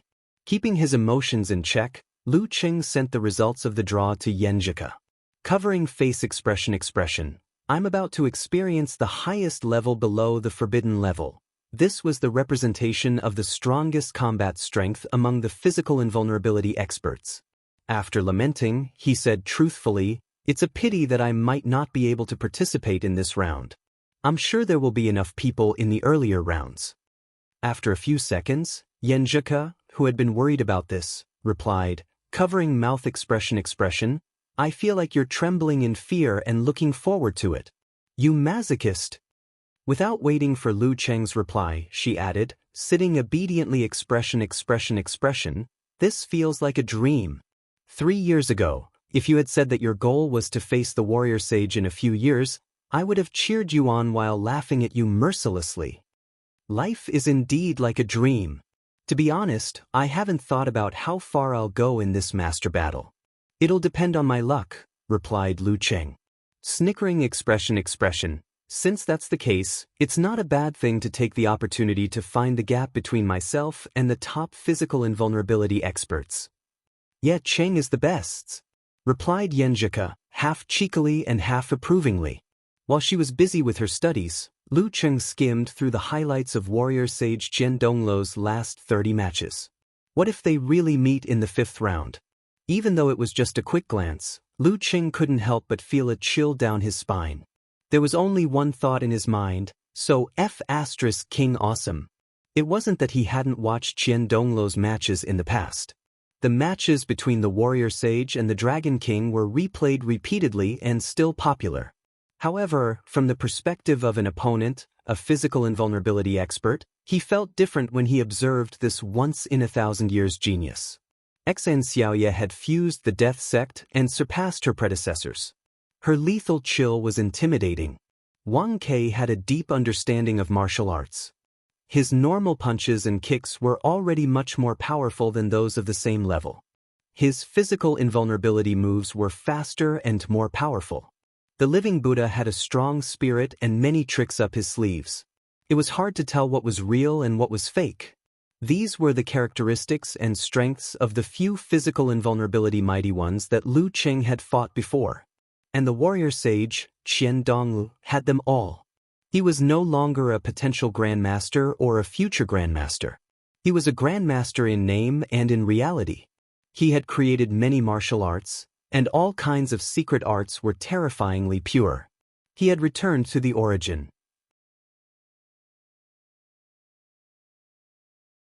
After watching the battle videos of the warrior sage, I feel a chill in my heart. Lu Cheng picked up his phone and sent an emoji to Yenjika with tears of laughter. I'm going out for supper to calm myself down. After he changed his clothes and was ready to go out, Yenjika replied with an emoji of holding back her laughter. Come, let big sister rub your head. I heard that the crayfish in Juku is very good. You can try it. A few seconds later, she sent an emoji of squatting in the corner and drawing circles. I was wrong. It's already November. There's definitely no meat left in the crayfish. I've been studying too much recently and forgot about this. I've already thought about it. There's a barbecue stall here that's not bad. If it's comparable to the barbecue in Xioshan, I'll take you there next time. Lu Cheng put on a pair of black-framed glasses that covered half of his face and a brown baseball cap. He took his phone and wallet and checked himself in the mirror at the entrance. After confirming that he looked good, he opened the door and walked out of the hotel. He didn't want to disturb Amen. There was no need to trouble her assistant with such things. The autumn wind was rustling and the night was chilly. Lu Cheng followed the GPS and walked 2 streets in a strolling manner. Finally, he saw the brick factory barbecue. He saw that the roadside tables were filled with people at the same time. Business is so good. The food should be good. Lu Cheng muttered. He walked over and found the waitress. Are you eating here or taking away? The waitress asked in an orderly manner. Lu Cheng felt the refreshing autumn wind and answered with a smile, I'll eat here. Then you'll have to suffer a little. The waitress said embarrassedly, Look, we don't have any more tables. How about we give you a stool to put the barbecue on? It's just right for you to sit on a small stool. Lu Cheng looked at the plastic stool. He pondered for a few seconds and said, Sure. A mighty one with physical invulnerability, the heavenly son of China, was sitting on a small stool with a blue plastic stool in front of him. Lu Cheng was in a daze at first. Then he took a picture and sent it to his little fairy. It feels like doing homework at the door when I was young. Back then, in order to watch the children play, he would bring out 2 stools, one high and one short, and sit in the open space outside the corridor to do his homework. He would do his homework for a while and play for a while. Before Yenjika could reply, his eyes were suddenly covered by a black shadow. He looked up and saw a tall and fat man standing in front of him, holding a small stool and a plastic stool in his hands. The fat man was wearing a gray plush hat and a black short-sleeve t-shirt. Although he hid it well, Lu Cheng recognized him at first glance. He was the living Buddha, Shi Shan, who had just defeated him in the afternoon. Living Buddha, Shi Shan. Shi Shan had just sat down when he felt someone sizing him up. He followed the line of sight and was stunned. Lu Cheng? In the background of the barbecue stall, the 2 of them stared at each other and didn't speak for a long time until the waitress came over and asked, What would you like to order? Lu Cheng was stunned for a few seconds and said, 20 sticks of beef, 20 sticks of pork ribs. Shi Shan followed closely and said, 20 sticks of potatoes, 20 sticks of eggplant. After announcing their dishes, they paused for a moment. Lu Cheng and Shi Shan suddenly laughed and were no longer restrained. I didn't expect to meet you, Shi Shan said casually. Lu Cheng shook his head and laughed. After changing the way he addressed Shi Shan a few times, he said, I also didn't expect Master to come to such a place personally. Shi Shan was silent for a while before replying, That sounds a little weird. Just a casual remark. Lu Cheng laughed dryly and didn't say anything else. They weren't familiar with each other and lacked the foundation to continue the conversation. But should I take the initiative to pay the bill later? Do physical invulnerability experts care about this? It's just a matter of a few barbecue skewers. Lu Cheng's thoughts flew and he was in a dilemma. He picked up his phone and shared this matter with Coach Yen for guidance. However, Yenjika was in the middle of an important lesson and didn't reply immediately. After a while, the waitress served some of the barbecue skewers. The streaky pork shone brightly and the aroma was strong. Shi Shan couldn't help but swallow his saliva at the small table opposite him. Lu Cheng was amused and recalled that Living Buddha only ordered vegetarian dishes. He couldn't help but tease, Master, do you want to eat? From the memory fragments you passed on to me, Tantric Buddhism doesn't abstain from this. Shan's expression changed slightly and he sighed with a smile. Some monks in Tantric Buddhism, let me put it in words that you can understand. In order to see through killing, they advocate entering into killing. After experiencing it and understanding it, they can achieve great enlightenment.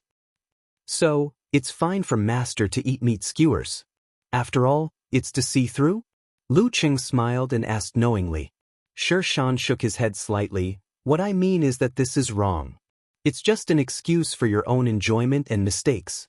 Experiencing it doesn't mean you have to do it yourself. Everything in the world is there for you to look up to. That's true. Lu Qing replied thoughtfully. He then smiled and said, anyway, generations of living Buddhas have experienced eating meat. Master, you're also experienced. It's not a loss. Yes, it's not a loss. Shan sighed. How can modern spices and modern culinary skills be compared to ancient times? I pity you. Lu Qing didn't say what was on his mind. Instead, he recommended good food. There's a vegetarian restaurant in Gaofen called Yelu. The meat dishes they make taste the same as the real thing. Master, you can try it when you're free. Following that, the two of them chatted happily. When the barbecue skewers were served, Lu Qing took a picture and sent it to his little fairy. At this moment, Yenjika finally had a chance. Stunned expression. She said, the big monk is so greedy. In the end, he met a primary school student doing his homework at the door. Lu Qing couldn't help but laugh. He quickly typed, please show some respect. These are two mighty ones with physical invulnerability. After replying, he raised his head and saw Shan looking at him with a weird expression. Haven't you seen other people showing off their love? Lu Qing cursed in his heart. Soon after, he remembered that the living Buddha in the memory fragments also had feelings. Shan laughed and said, love is easy to find, but it's hard to find long-term. I don't like to hear this. Lu Qing organized his words and said, nothing in the universe can last forever. It's the same for stars and living things. If that's the case, why do we have to hope for a relationship that won't change? Life is short. As long as we can maintain our love for a little longer than this, it's fine. After a moment of silence, Shan picked up the barbecue and said, Almsgiver, your words are quite sharp. After saying that, he stood up and turned around to leave. I thought Master would say a few words of wisdom, said Lu Qing, slightly surprised. Shan's face was very young, and his expression was a little mischievous. However, he gave off a feeling of weariness. I won't say it, I won't say it. It's hard to say it. He shook his head, carried the barbecue, and walked away slowly. Lu Qing stared blankly and felt that Shan did have the demeanor of an expert. At this moment, the waitress came over. Looking at Shan's back, she said, You're paying for his bill? Huh? Lu Qing was dumbfounded. This monk didn't pay the bill. Where's the conscience of a monk? After being laughed at by Yenjika for more than a day, Lu Qing welcomed the 5th round of the double elimination competition. Ren Li, who was the first to fight, lost to the King of Swords, Wu Qiao without any chance to retaliate. After the first 16 rounds, there were a total of 11 eliminated participants.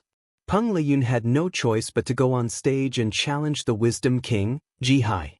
This battle was unusually intense. There were a few times when Lu Qing thought that Peng Liyun could turn the tables, but the Wisdom King easily resolved the situation. In the end, the Wisdom King won without any controversy.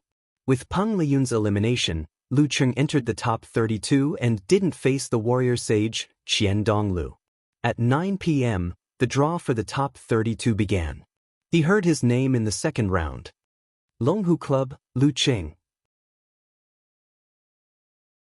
When Lu Qing sat up straight, his opponent appeared. Guanwai League, Lu Yongyuan.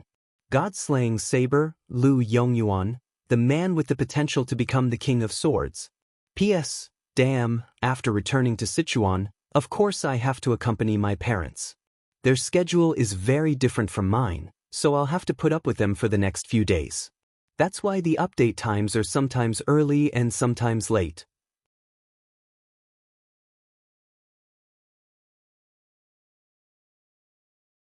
Chapter 640. As a veteran fan of professional matches, the moment he heard his opponent's name, all sorts of information about him appeared in his mind. Lu Yongyuan was the champion of the Guanwai League, a first-pin expert who had dominated for more than a decade. He was a quarter Russian, and his facial features were well-defined. He was quite handsome, and his eyes even had a faint green tint. Ever since he turned 30, his hair had been combed back neatly. Even though he had aged a few years, he looked more like a leader. Lu Yongyuan was born in the martial arts school system of the Yanzhou League. He was only a year younger than Dong Baxian, and in that era, he was as famous as Dong Baxian, just like Peng Lian and Ren Li in the first 2 years of the university martial arts circle. It was just that his reputation was limited to a smaller circle and wasn't as well known. After reaching the Dan stage, he was roped in by the Guanwai League in his hometown and left his alma mater. If he had kept a low profile, no one would remember him and no one would slander him. However, he grew stronger and stronger day by day. Therefore, the hatred and disgust of the supporters of the Yanzhou League grew by the day. They felt that he had betrayed them and was a complete traitor. If he had stayed in the capital and formed a double insurance with Dong Baxian, and with the cooperation of the first-pin experts like Lin Shuyao, the Yanzhou League today would have been able to compete with the Longhu League, Shangqing League, and Daxing League. Lu Yongyuan didn't care about this. In an interview, he even said that being condemned by the public would only make him stronger. This was the truth. He was the kind of martial artist who would perform better in bigger situations. The stronger the enemy he faced, the stronger he would be. He had once slain both the warrior sage and the dragon king when they were in perfect condition, leaving behind a beautiful story. This was also the origin of the nickname God-slaying saber. However, other than the God-slaying saber, he was also known as the nervous saber. When he encountered an opponent of the same level but not as strong as him, he was often listless, unexcited, and absent-minded. As a result, he became the title-level expert who had been defeated the most times. Because of this, he had only received 2 titles in total, and they didn't include the warrior sage and the king. Regardless, the God-slaying saber was one of the few big shots in the martial arts world. In the hotel where the Guanwai League was staying, Lu Yongyuan, with his slicked-back hair, was lying on a deck chair on the balcony. Outside the window, the night was dark, and the lights were bright. He closed his eyes and gently tapped the dark green scabbard beside him with his right hand. The world-famous God-slaying saber was placed inside as if it was quietly sleeping, waiting for the moment when the wind and clouds converged. In the living room, which was separated from the balcony by a door, the big-screen television was broadcasting the drawing ceremony for the top 32. The sound was very low and almost indistinct. When he heard his name, Lu Yongyuan paused in his tapping of the scabbard. He didn't open his eyes. After a short pause, his right hand began to tap the dark green scabbard again. It was slow and natural, with a long rhythm. Outside, the autumn rain was hazy, dripping against the window, complementing each other. In this kind of silence and peace, there was suddenly a low and clear sound of collision from the dark green scabbard, as if the saber inside was jumping with joy. The clanging sounds converged into a dragon's roar that seemed to come from the depths of the sea. Just soon as the results of the draw were out, many posts appeared in Lu Cheng's fan forum. All the good names are taken by Dog's expression, said, covering face and sighing expression, it can't be helped. The top 32 of every title battle are mostly made up of peerless experts and a small number of ordinary physical invulnerability experts who have recently maxed out their luck. It seems that Lu Cheng's luck has come to an end. He didn't draw Ren Li and the others. Since that's the case, it doesn't matter who he fights. After all, it's not his home ground, so he doesn't have any geographical advantage, said a plumber eating mushrooms. Eternal nightfall, Yan Shaoling quickly asked. I heard that on this road, passerby likes to fail miserably. Moreover, he fought hard to eliminate Liang Yifan in the 5th round and suffered serious injuries. My senior should have a chance of winning, right? For a physical invulnerability expert with that kind of injury, he will recover in a few days. Don't expect that. Road to the arena mercilessly dispelled Yan Xiaoling's fantasy. Laughing Tears expression, said, if Udslang Saber, wasn't injured with his usual performance, it's not impossible for him to lose to Lu Cheng due to carelessness. But now that he's injured, he will definitely be more cautious and careful. In this case, Lu Cheng's chances are slim. It's a bad thing that the opponent is injured. Nye Chi didn't expect such an explanation. It's better to watch a title battle with an attitude of appreciation, said, funny expression, a newcomer to the forum, Tang Chuxia expression. He was a strong talker and was once obsessed with cultivation. As a result, he developed hysteria and shouted every day that today was the age of chaos. Later on, he was accidentally involved in a car accident and almost lost his life. Since then, he turned over a new leaf and resumed his old hobby. As he thought that Lu Cheng's performance was very similar to the cultivation in his fantasy, he became a fan. Listening to their replies, Yan Shaoling replied with an emoji of, I'm in a good mood with a sad face. Then I'll bet on the 10 yuan senior to win. Hey, shouldn't you bet on Lu Yongyuan to win? Lu Cheng will be happy if he wins and get money if he loses, said Okamoto's fan, in surprise. Yan Shaoling looked at them with disdain expression. I'm praying. Do you understand? Praying. Repeat after me, Qi Dao. I want to bet too, I want to bet too. I'll bet 20 yuan. Brahmin jumped out. At this time, the drawing of lots continued. The battles between the strong fighters made the audience excited. They couldn't wait for the day after tomorrow to come. Kongtong School, Renli. An old Taoist with silver hair mixed with black hair read out a new name. Within a few seconds, he picked out Renli's opponent. Chizhou Island Shang Yud. Lion King Shang Yud. During the drawing of lots, they usually only read out the name of the fighter. However, when it came to fighters with titles, they had to add their titles as a sign of respect. It was the same for special titles like Living Buddha. As for fighters like Dragon King and Warrior Sage, who often had 2 or 3 titles at the same time, they would pick their favorite. Fighters who had won the title of King more than 3 times would always have a similar title. As for Qian Donglu, because he had held onto the title of Warrior Sage for a long time, he had mentioned that Warrior Sage was him for a few years. Gradually, it became his nickname. Lu Cheng, who was chatting with Yenjika about the god-slaying saber, heard the result and immediately entered the group chat. Looks like it's your treat this time. Although both of them had encountered titled masters and most likely wouldn't be able to progress any further and would be considered eliminated in the same round, Renli's match would come later, which fit the keyword of persisting longer. I think so too, agreed Peng Liyun, who had been eliminated by Wisdom King. Hey, Taoist, you seem to be in a good mood. Lu Cheng deliberately teased. Peng Liyun quickly replied, aren't you the same? A certain husky who had drawn the god-slaying saber was in high spirits. Fights like this were more about finding the problem, recognizing the gap, and gaining something was considered a success. At this moment, Renli popped up and said, don't be afraid. The god-slaying saber often loses. Although it's okay to cheer him on, why do I feel like Renli is trying to stir up trouble? In other words, don't be afraid, just do it. Lu Cheng's mouth twitched as he gave a dry laugh in response. With this interruption, he settled his thoughts and calmed down. He began to collect his emotions and asked Amen to get the video of the god-slaying saber's battle from the club. The afternoon of the day after tomorrow, at the arena on River Heart Island. The sun was high in the sky, the ground was burning, and the river was flowing east. The humidity was heavy. Lu Cheng stood at the front of the cruise ship and looked at the leveled ground. At this moment, Yenjika sent a message. Smirking expression, she said, this is your first time fighting with a weapon, right? Lu Cheng replied, snickering expression, if modern firearms don't count. I've fought with a gun before. You're so annoying. Don't worry about these details. Yenjika replied with a disdainful expression.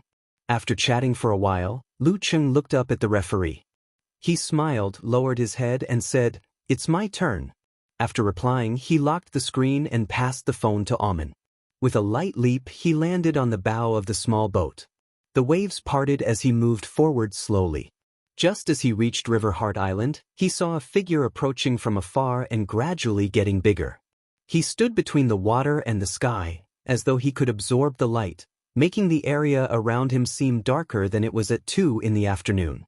Step by step, the well-featured Lu Yong walked forward like an emissary of the eternal night. He held a long saber in his right hand. The dark green scabbard was quiet and restrained. But when Lu Qing saw it, he was shocked.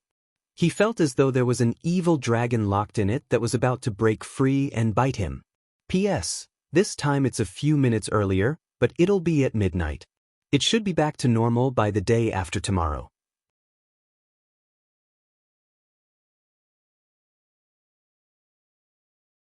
Chapter 641. As Lu Yongyuan walked forward step by step, the entire Jiangxin Island gradually darkened. It wasn't until he stopped at the referee's designated spot that the feeling of darkness eased. Lu Yongyuan stood quietly at the same spot. His gaze fell on the hilt of the saber in his right hand.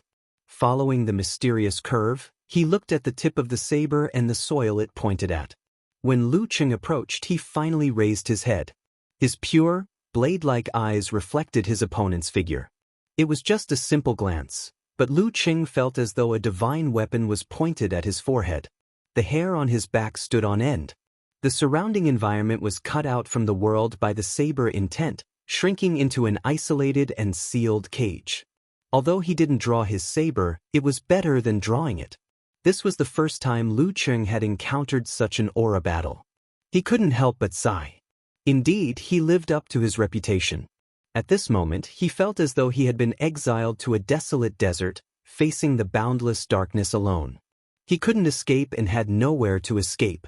As this thought flashed through his mind, Lu Qing formed the ice heart.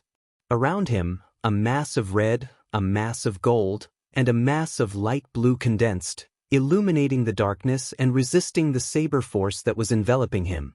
Lu Yongyuan didn't stop him. He looked at his 5 flames indifferently. At this moment, the referee finally confirmed the situation. He raised his right hand and announced loudly, "Conversation time starts now." Lu Yongyuan raised his head and looked away from Lu Qing. He looked at the clouds in the distance and said in a deep and magnetic voice, "My saber technique originated from the dark infinite scripture. After 6 years of hard work, I mastered it." When he said this, his expression didn't change at all. His deep and three-dimensional facial features and sparkling green eyes made him look like a demon. His neatly combed back hair was inexplicably dyed with the vicissitudes of life. What was he trying to say? Lu Qing knew very well that the Guanwei League used the dark infinite scripture, which was the secret art of the dark sect, as its foundation. They also mixed in a divine physical skill. Lu Yongyuan didn't wait for his opponent's reply. He stared at the horizon and continued, "In recent years, I have often felt the existence of shackles. The secret art of the predecessors is both a help and a cage. My saber technique originated from this, so it's time to break free from it." He retracted his gaze and looked into Lu Qing's eyes again. The corners of his mouth lifted slightly. "I've spent 5 whole years reviewing myself and my saber techniques. Finally, I've gained something. Previously, when I encountered powerful enemies, my instincts overcame my unfamiliarity. I never had the time to use it. The impulse to swing my saber is getting stronger and stronger." This battle came at the right time. Halfway through, Lu Qing roughly understood what his opponent was trying to say. Lu Yongyuan had mastered what he had learned in the first half of his life and created his own unique blade technique. However, due to the fact that he had encountered opponents of similar strength in the previous rounds, he had habitually used his original moves under great pressure. He hadn't found an opportunity to practice his new technique in actual combat. Now, he wanted to test the knife on himself. Without waiting for Lu Qing to speak, Lu Yongyuan switched the weapon to his left hand. His right hand gripped the hilt of the saber, which had been rubbed until it shone like a mirror. "As long as you can block 9 of my attacks, I will consider this as my loss."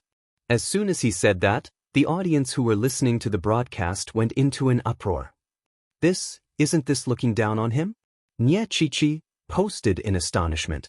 In her opinion, Even if Lu Cheng was facing a titled Mighty One in perfect condition, as long as it wasn't the likes of Dragon King or Warrior Sage, even if Lu Cheng lost miserably in the end, he wouldn't be defeated in 9 moves. It wouldn't be a problem for him to withstand 20 to 30 moves. It would be normal for him to fight for 5 to 6 minutes. Exactly. Eternal Nightfall, Yan Shaoling and Brahmin couldn't find any other words to say. They could only follow suit. This guy is too arrogant. Unparalleled Dragon King replied, comical expression. You guys fell for the provocation of God-slaying saber. That's true. Yan Shaoling replied, scratching head expression. Then, will Lu Yongyuan admit defeat if Senior can withstand 9 attacks? Definitely. Under the watchful eyes of so many people in broad daylight, every word is as good as a nail. Unless he doesn't want his old face anymore. Unparalleled Dragon King replied without hesitation. Which martial artist doesn't care about face? Puzzled expression, Yan Shaoling asked again, if Senior doesn't take the provocation, won't he be digging his own grave? This shows that he's very confident in his self-created saber technique. Unparalleled Dragon King said firmly. See, you said it yourself. His confidence is inflated, and he looks down on others too much. He's too arrogant. Yan Shaoling changed the topic again. Unparalleled Dragon King was speechless. After a while, he replied, damn, your IQ is actually online today. This was the first time Lu Cheng encountered such a situation. It would be a lie to say that he wasn't angry. However, he quickly suppressed his agitated thoughts with icy heart and began to suspect Lu Yongyuan's true intentions. Is he trying to provoke me? To make me lose my cool and choose to be rash? That's not right. He should know that I've mastered enemy heart-freezing move. Such psychological warfare wouldn't be effective. Is he serious?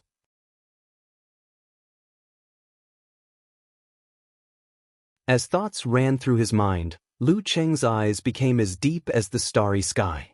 His tone was calm as he replied, then I'll look forward to seeing Senior's saber technique. He didn't agree to the promise of 9 sabers, but he didn't deny it either. Lu Yongyuan nodded slightly and half-closed his eyes. He didn't speak anymore, as though he had turned into a stone statue. After a short while, the referee at the edge of River Heart Island gathered his Dantian Qi and shouted, begin! Clang! A long and distant sound suddenly came from Lu Yongyuan's scabbard. It was like the roar of a real dragon from the depths of the ocean, reverberating in Lu Cheng's ears and heart. The sound of the saber reached its peak as soon as it appeared. Lu Yongyuan flicked and released his left hand, and his right hand suddenly pulled out the famous, God-slaying saber. With a twist of his waist and a pull of his shoulder, the saber light cut across a distance of more than 30 meters and slashed towards Lu Cheng. It seemed to have absorbed all the light around it, making it brighter and purer. It made the 20-meter radius around Lu Cheng darker and darker. All sorts of hidden dangers were brewing in the darkness. Zzzzzzzzzzzzz. The golden, crimson, and faint purple colors around Lu Cheng were eroded by the darkness. They shrunk rapidly and were on the verge of going out of control. They were like snow under the scorching sun at noon. In his eyes, the line of heavenly light was dazzling and trembling continuously. Every tremor seemed to contain a change that corresponded to different dodging methods. At this moment, Lu Cheng didn't hesitate. He felt that retreating wasn't a good idea, and neither was defending. Once he used his body movement, he might be able to dodge the saber light, but he wouldn't be able to escape the terrifying darkness. Vice versa, this was a two-pronged attack with natural coordination. Thoughts flashed through his mind. With the reflection of his god, Lu Cheng no longer hesitated. Following his final judgment, he made a response. He gathered the half-melted crimson, faint blue, and faint purple fireballs into a star that didn't explode but emitted light and heat. The moment the darkness was illuminated, he suddenly raised his hands and slapped towards the saber light from both sides. The positions where his palms were facing each other were deep and cold. Bam! Zzzzzzzzzzzzz. The brilliance gathered on the god-slaying saber was about to explode, but it was swallowed up by the darkness and disappeared without a trace. Light against darkness, darkness against light. In that split second, Lu Cheng grasped the characteristics of his cosmic flow and used all his strength. With the star on the outside and the darkness on the inside, he finally managed to block Lu Yongyuan's first strike. But before he could get a good look at the god-slaying saber or feel its metallic coldness, he heard the saber vibrating at high speed. He realized that there was nothing between his palms. The god-slaying saber had disappeared. It had disappeared mysteriously, as though it had never existed. At this moment, the surroundings were dark, and the saber seemed to have melted into it. Lu Cheng felt a sense of danger. Exerting strength in his legs, he swung his waist and bounced more than 10 meters away. At the same time, he threw a punch with Emperor Yen and Ice Spirit in front of him. Blazing white flames with hints of purple intersected with the white frost of ice crystals. Bam, bam, bam, clang. After a few clangs, Lu Cheng's fists, which were covered in heavy purple flames, hit something solid. Sparks flew everywhere, and the saber that had disappeared reappeared in front of him. As he was unsteady on his feet while retreating, after blocking the god-slaying saber, Lu Cheng's body swayed and staggered. At this moment, Lu Yongyuan suddenly lowered his back and bounced out. He ran around his opponent at high speed, leaving behind 9 shadows in the blink of an eye. Each of his shadows held a saber and slashed forward ferociously. The saber light was deep and terrifying, turning into a torrential downpour that enveloped Lu Cheng. Lu Cheng felt that his enemy had finally stretched his body and revealed his true form. A black dragon with 9 heads spiraled downwards, opening its 9 mouths and tearing at him at the same time. It was violent and ferocious. The shadows were definitely remnants, but the saber light could be divided into 9 real shadows. Being attacked from all directions, Lu Cheng couldn't find an opening to dodge. He could only form an ice wall to cover his body. Clang, clang, clang, clang. The saber light tore the crystal apart, causing it to disintegrate rapidly. Taking advantage of this short delay, Lu Cheng visualized and gathered his force. Bam, bam, bam, bam.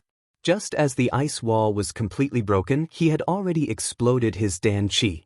His fists were blazing white and slightly purple. His invasion was like fire, his attack was like fire. Clang, clang.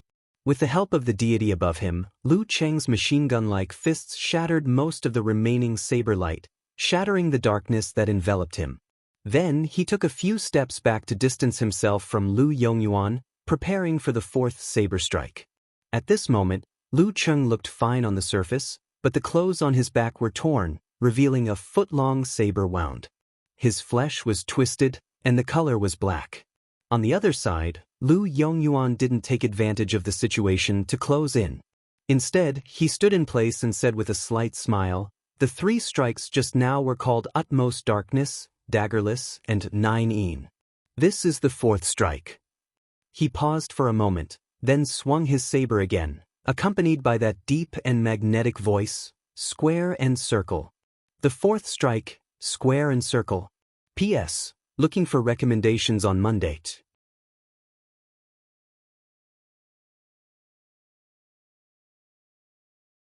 Chapter 642. The god-slaying saber slashed down from above. It was plain and simple, but Lu Cheng felt his surroundings suddenly dim, as though he was isolated from the world. Not only that, but they were also surging with undercurrents, piling up layer after layer of invisible shackles, making it difficult for him to break free. It was difficult for him to punch and kick, as if he could only watch as the long saber slashed down, resisting metal with his flesh.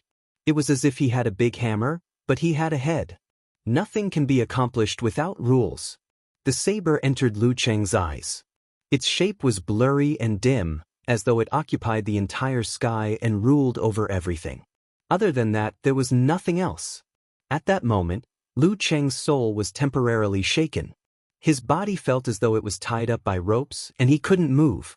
Facing the god-slaying saber, he didn't have time to think. Following the flash of thought and the martial arts accumulation and battle experience rooted in his root pulp, he retracted his qi and blood and gathered his dan at his lower abdomen.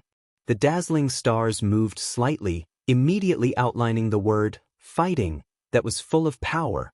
Boom! His Dan Qi erupted like a volcano. Lu Cheng's muscles expanded, and he grew taller and bigger. He broke the invisible shackles, and the sound of shattering could be heard from his surroundings. As the white gas scattered, he regained his mobility. He turned his back, raised his shoulders, swung his arms, and threw a punch into the air, breaking order with violence. Boom! His fist hit the side of the saber, and the blurry darkness dissipated. The god-slaying saber bent like a bow, and it finally appeared clearly. It was a dark saber about the length of an arm. It was heavy and restrained, and between the reflections, there was a golden glow flowing, making the surroundings even darker. At that moment, Lu Yongyuan shook his wrist. The god-slaying saber bounced up and straightened with a clang, following which he slashed again and again from left and right, as though he was writing the character for 8. Whoosh whoosh whoosh. Whoosh whoosh whoosh. Lu Yongyuan repeated the process, slashing the character for 8 again and again. The more he slashed, the faster he got. The sound of the wind was intense, and there was a hint of blood in it.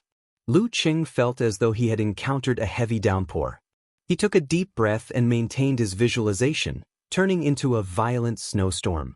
He slashed, collapsed, blasted, and whipped, using speed against speed and continuous attacks. Clang! Dang dang dang dang. Crisp clashing sounds reverberated in all directions, like raindrops hitting banana leaves. Frost formed on both sides of the black god-slaying saber. It was getting heavier and heavier, more and more burdensome. On the other hand, Lu Cheng gradually felt numb and powerless, as though he was slowly being corroded by a dark poison.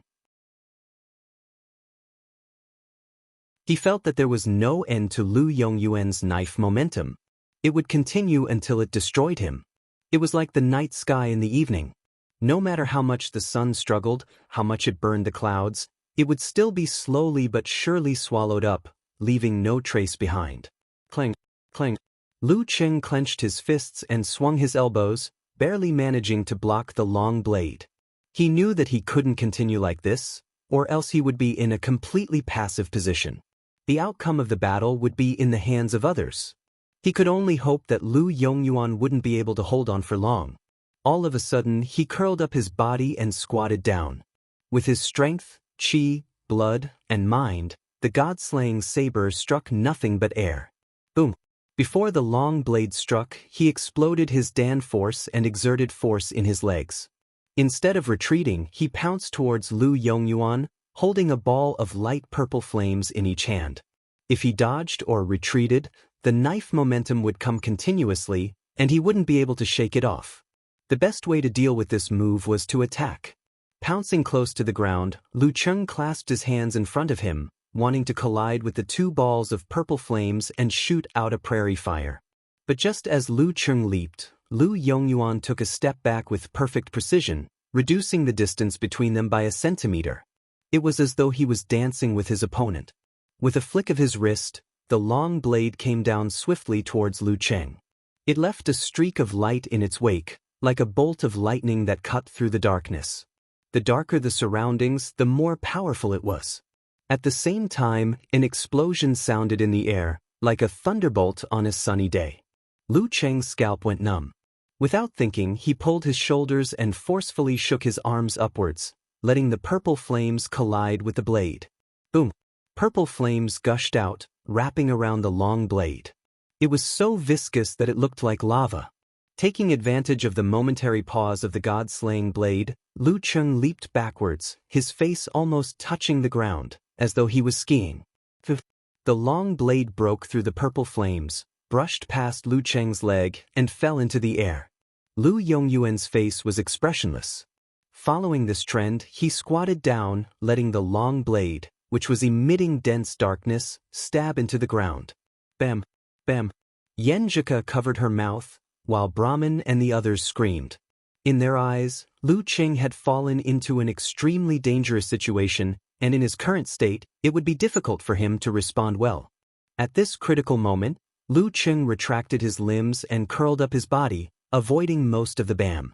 In his mind, he quickly outlined the deep and cold darkness and the heavy sun that had crashed into this area. Mutated version of severe warning. To him, performing a simplified physical invulnerability move was already very fast. Bam! Lu Cheng shook his shoulders, swung his arm, and punched down with his right fist. The surface was covered in darkness, heavy and restrained, as though it could absorb everything in the world. Bush, bush, bush. 7 or 8 bam of bam were affected, slightly changing their trajectories, and struck Lu Cheng's fist, dissolving into the darkness. Immediately after, the darkness exploded, the force spurting out and hitting the ground. Lu Cheng took advantage of this to bounce up and change his direction in midair. Just as he stepped on the ground, he stirred up a strong wind and changed his position, avoiding further attacks. During this process, his right fist was covered in cuts, and darkness invaded. Much of his strength was absorbed, and he could only droop weakly. Lu Yongyuan paused again, nodded with satisfaction, and said, "The 3 strikes just now are called Dusk, Heaven Spear, and Raging Waves. Next is the 8th strike. Extreme Electricity." Before Lu Yongyuan finished his sentence, he had already bent down. His long blade turned back as though it was returning to its sheath, and then it bounced back out. It was at this moment that Lu Cheng sensed an extreme sense of danger. Without giving it much thought, he straightened his back, took a step to the side, and turned his body sideways.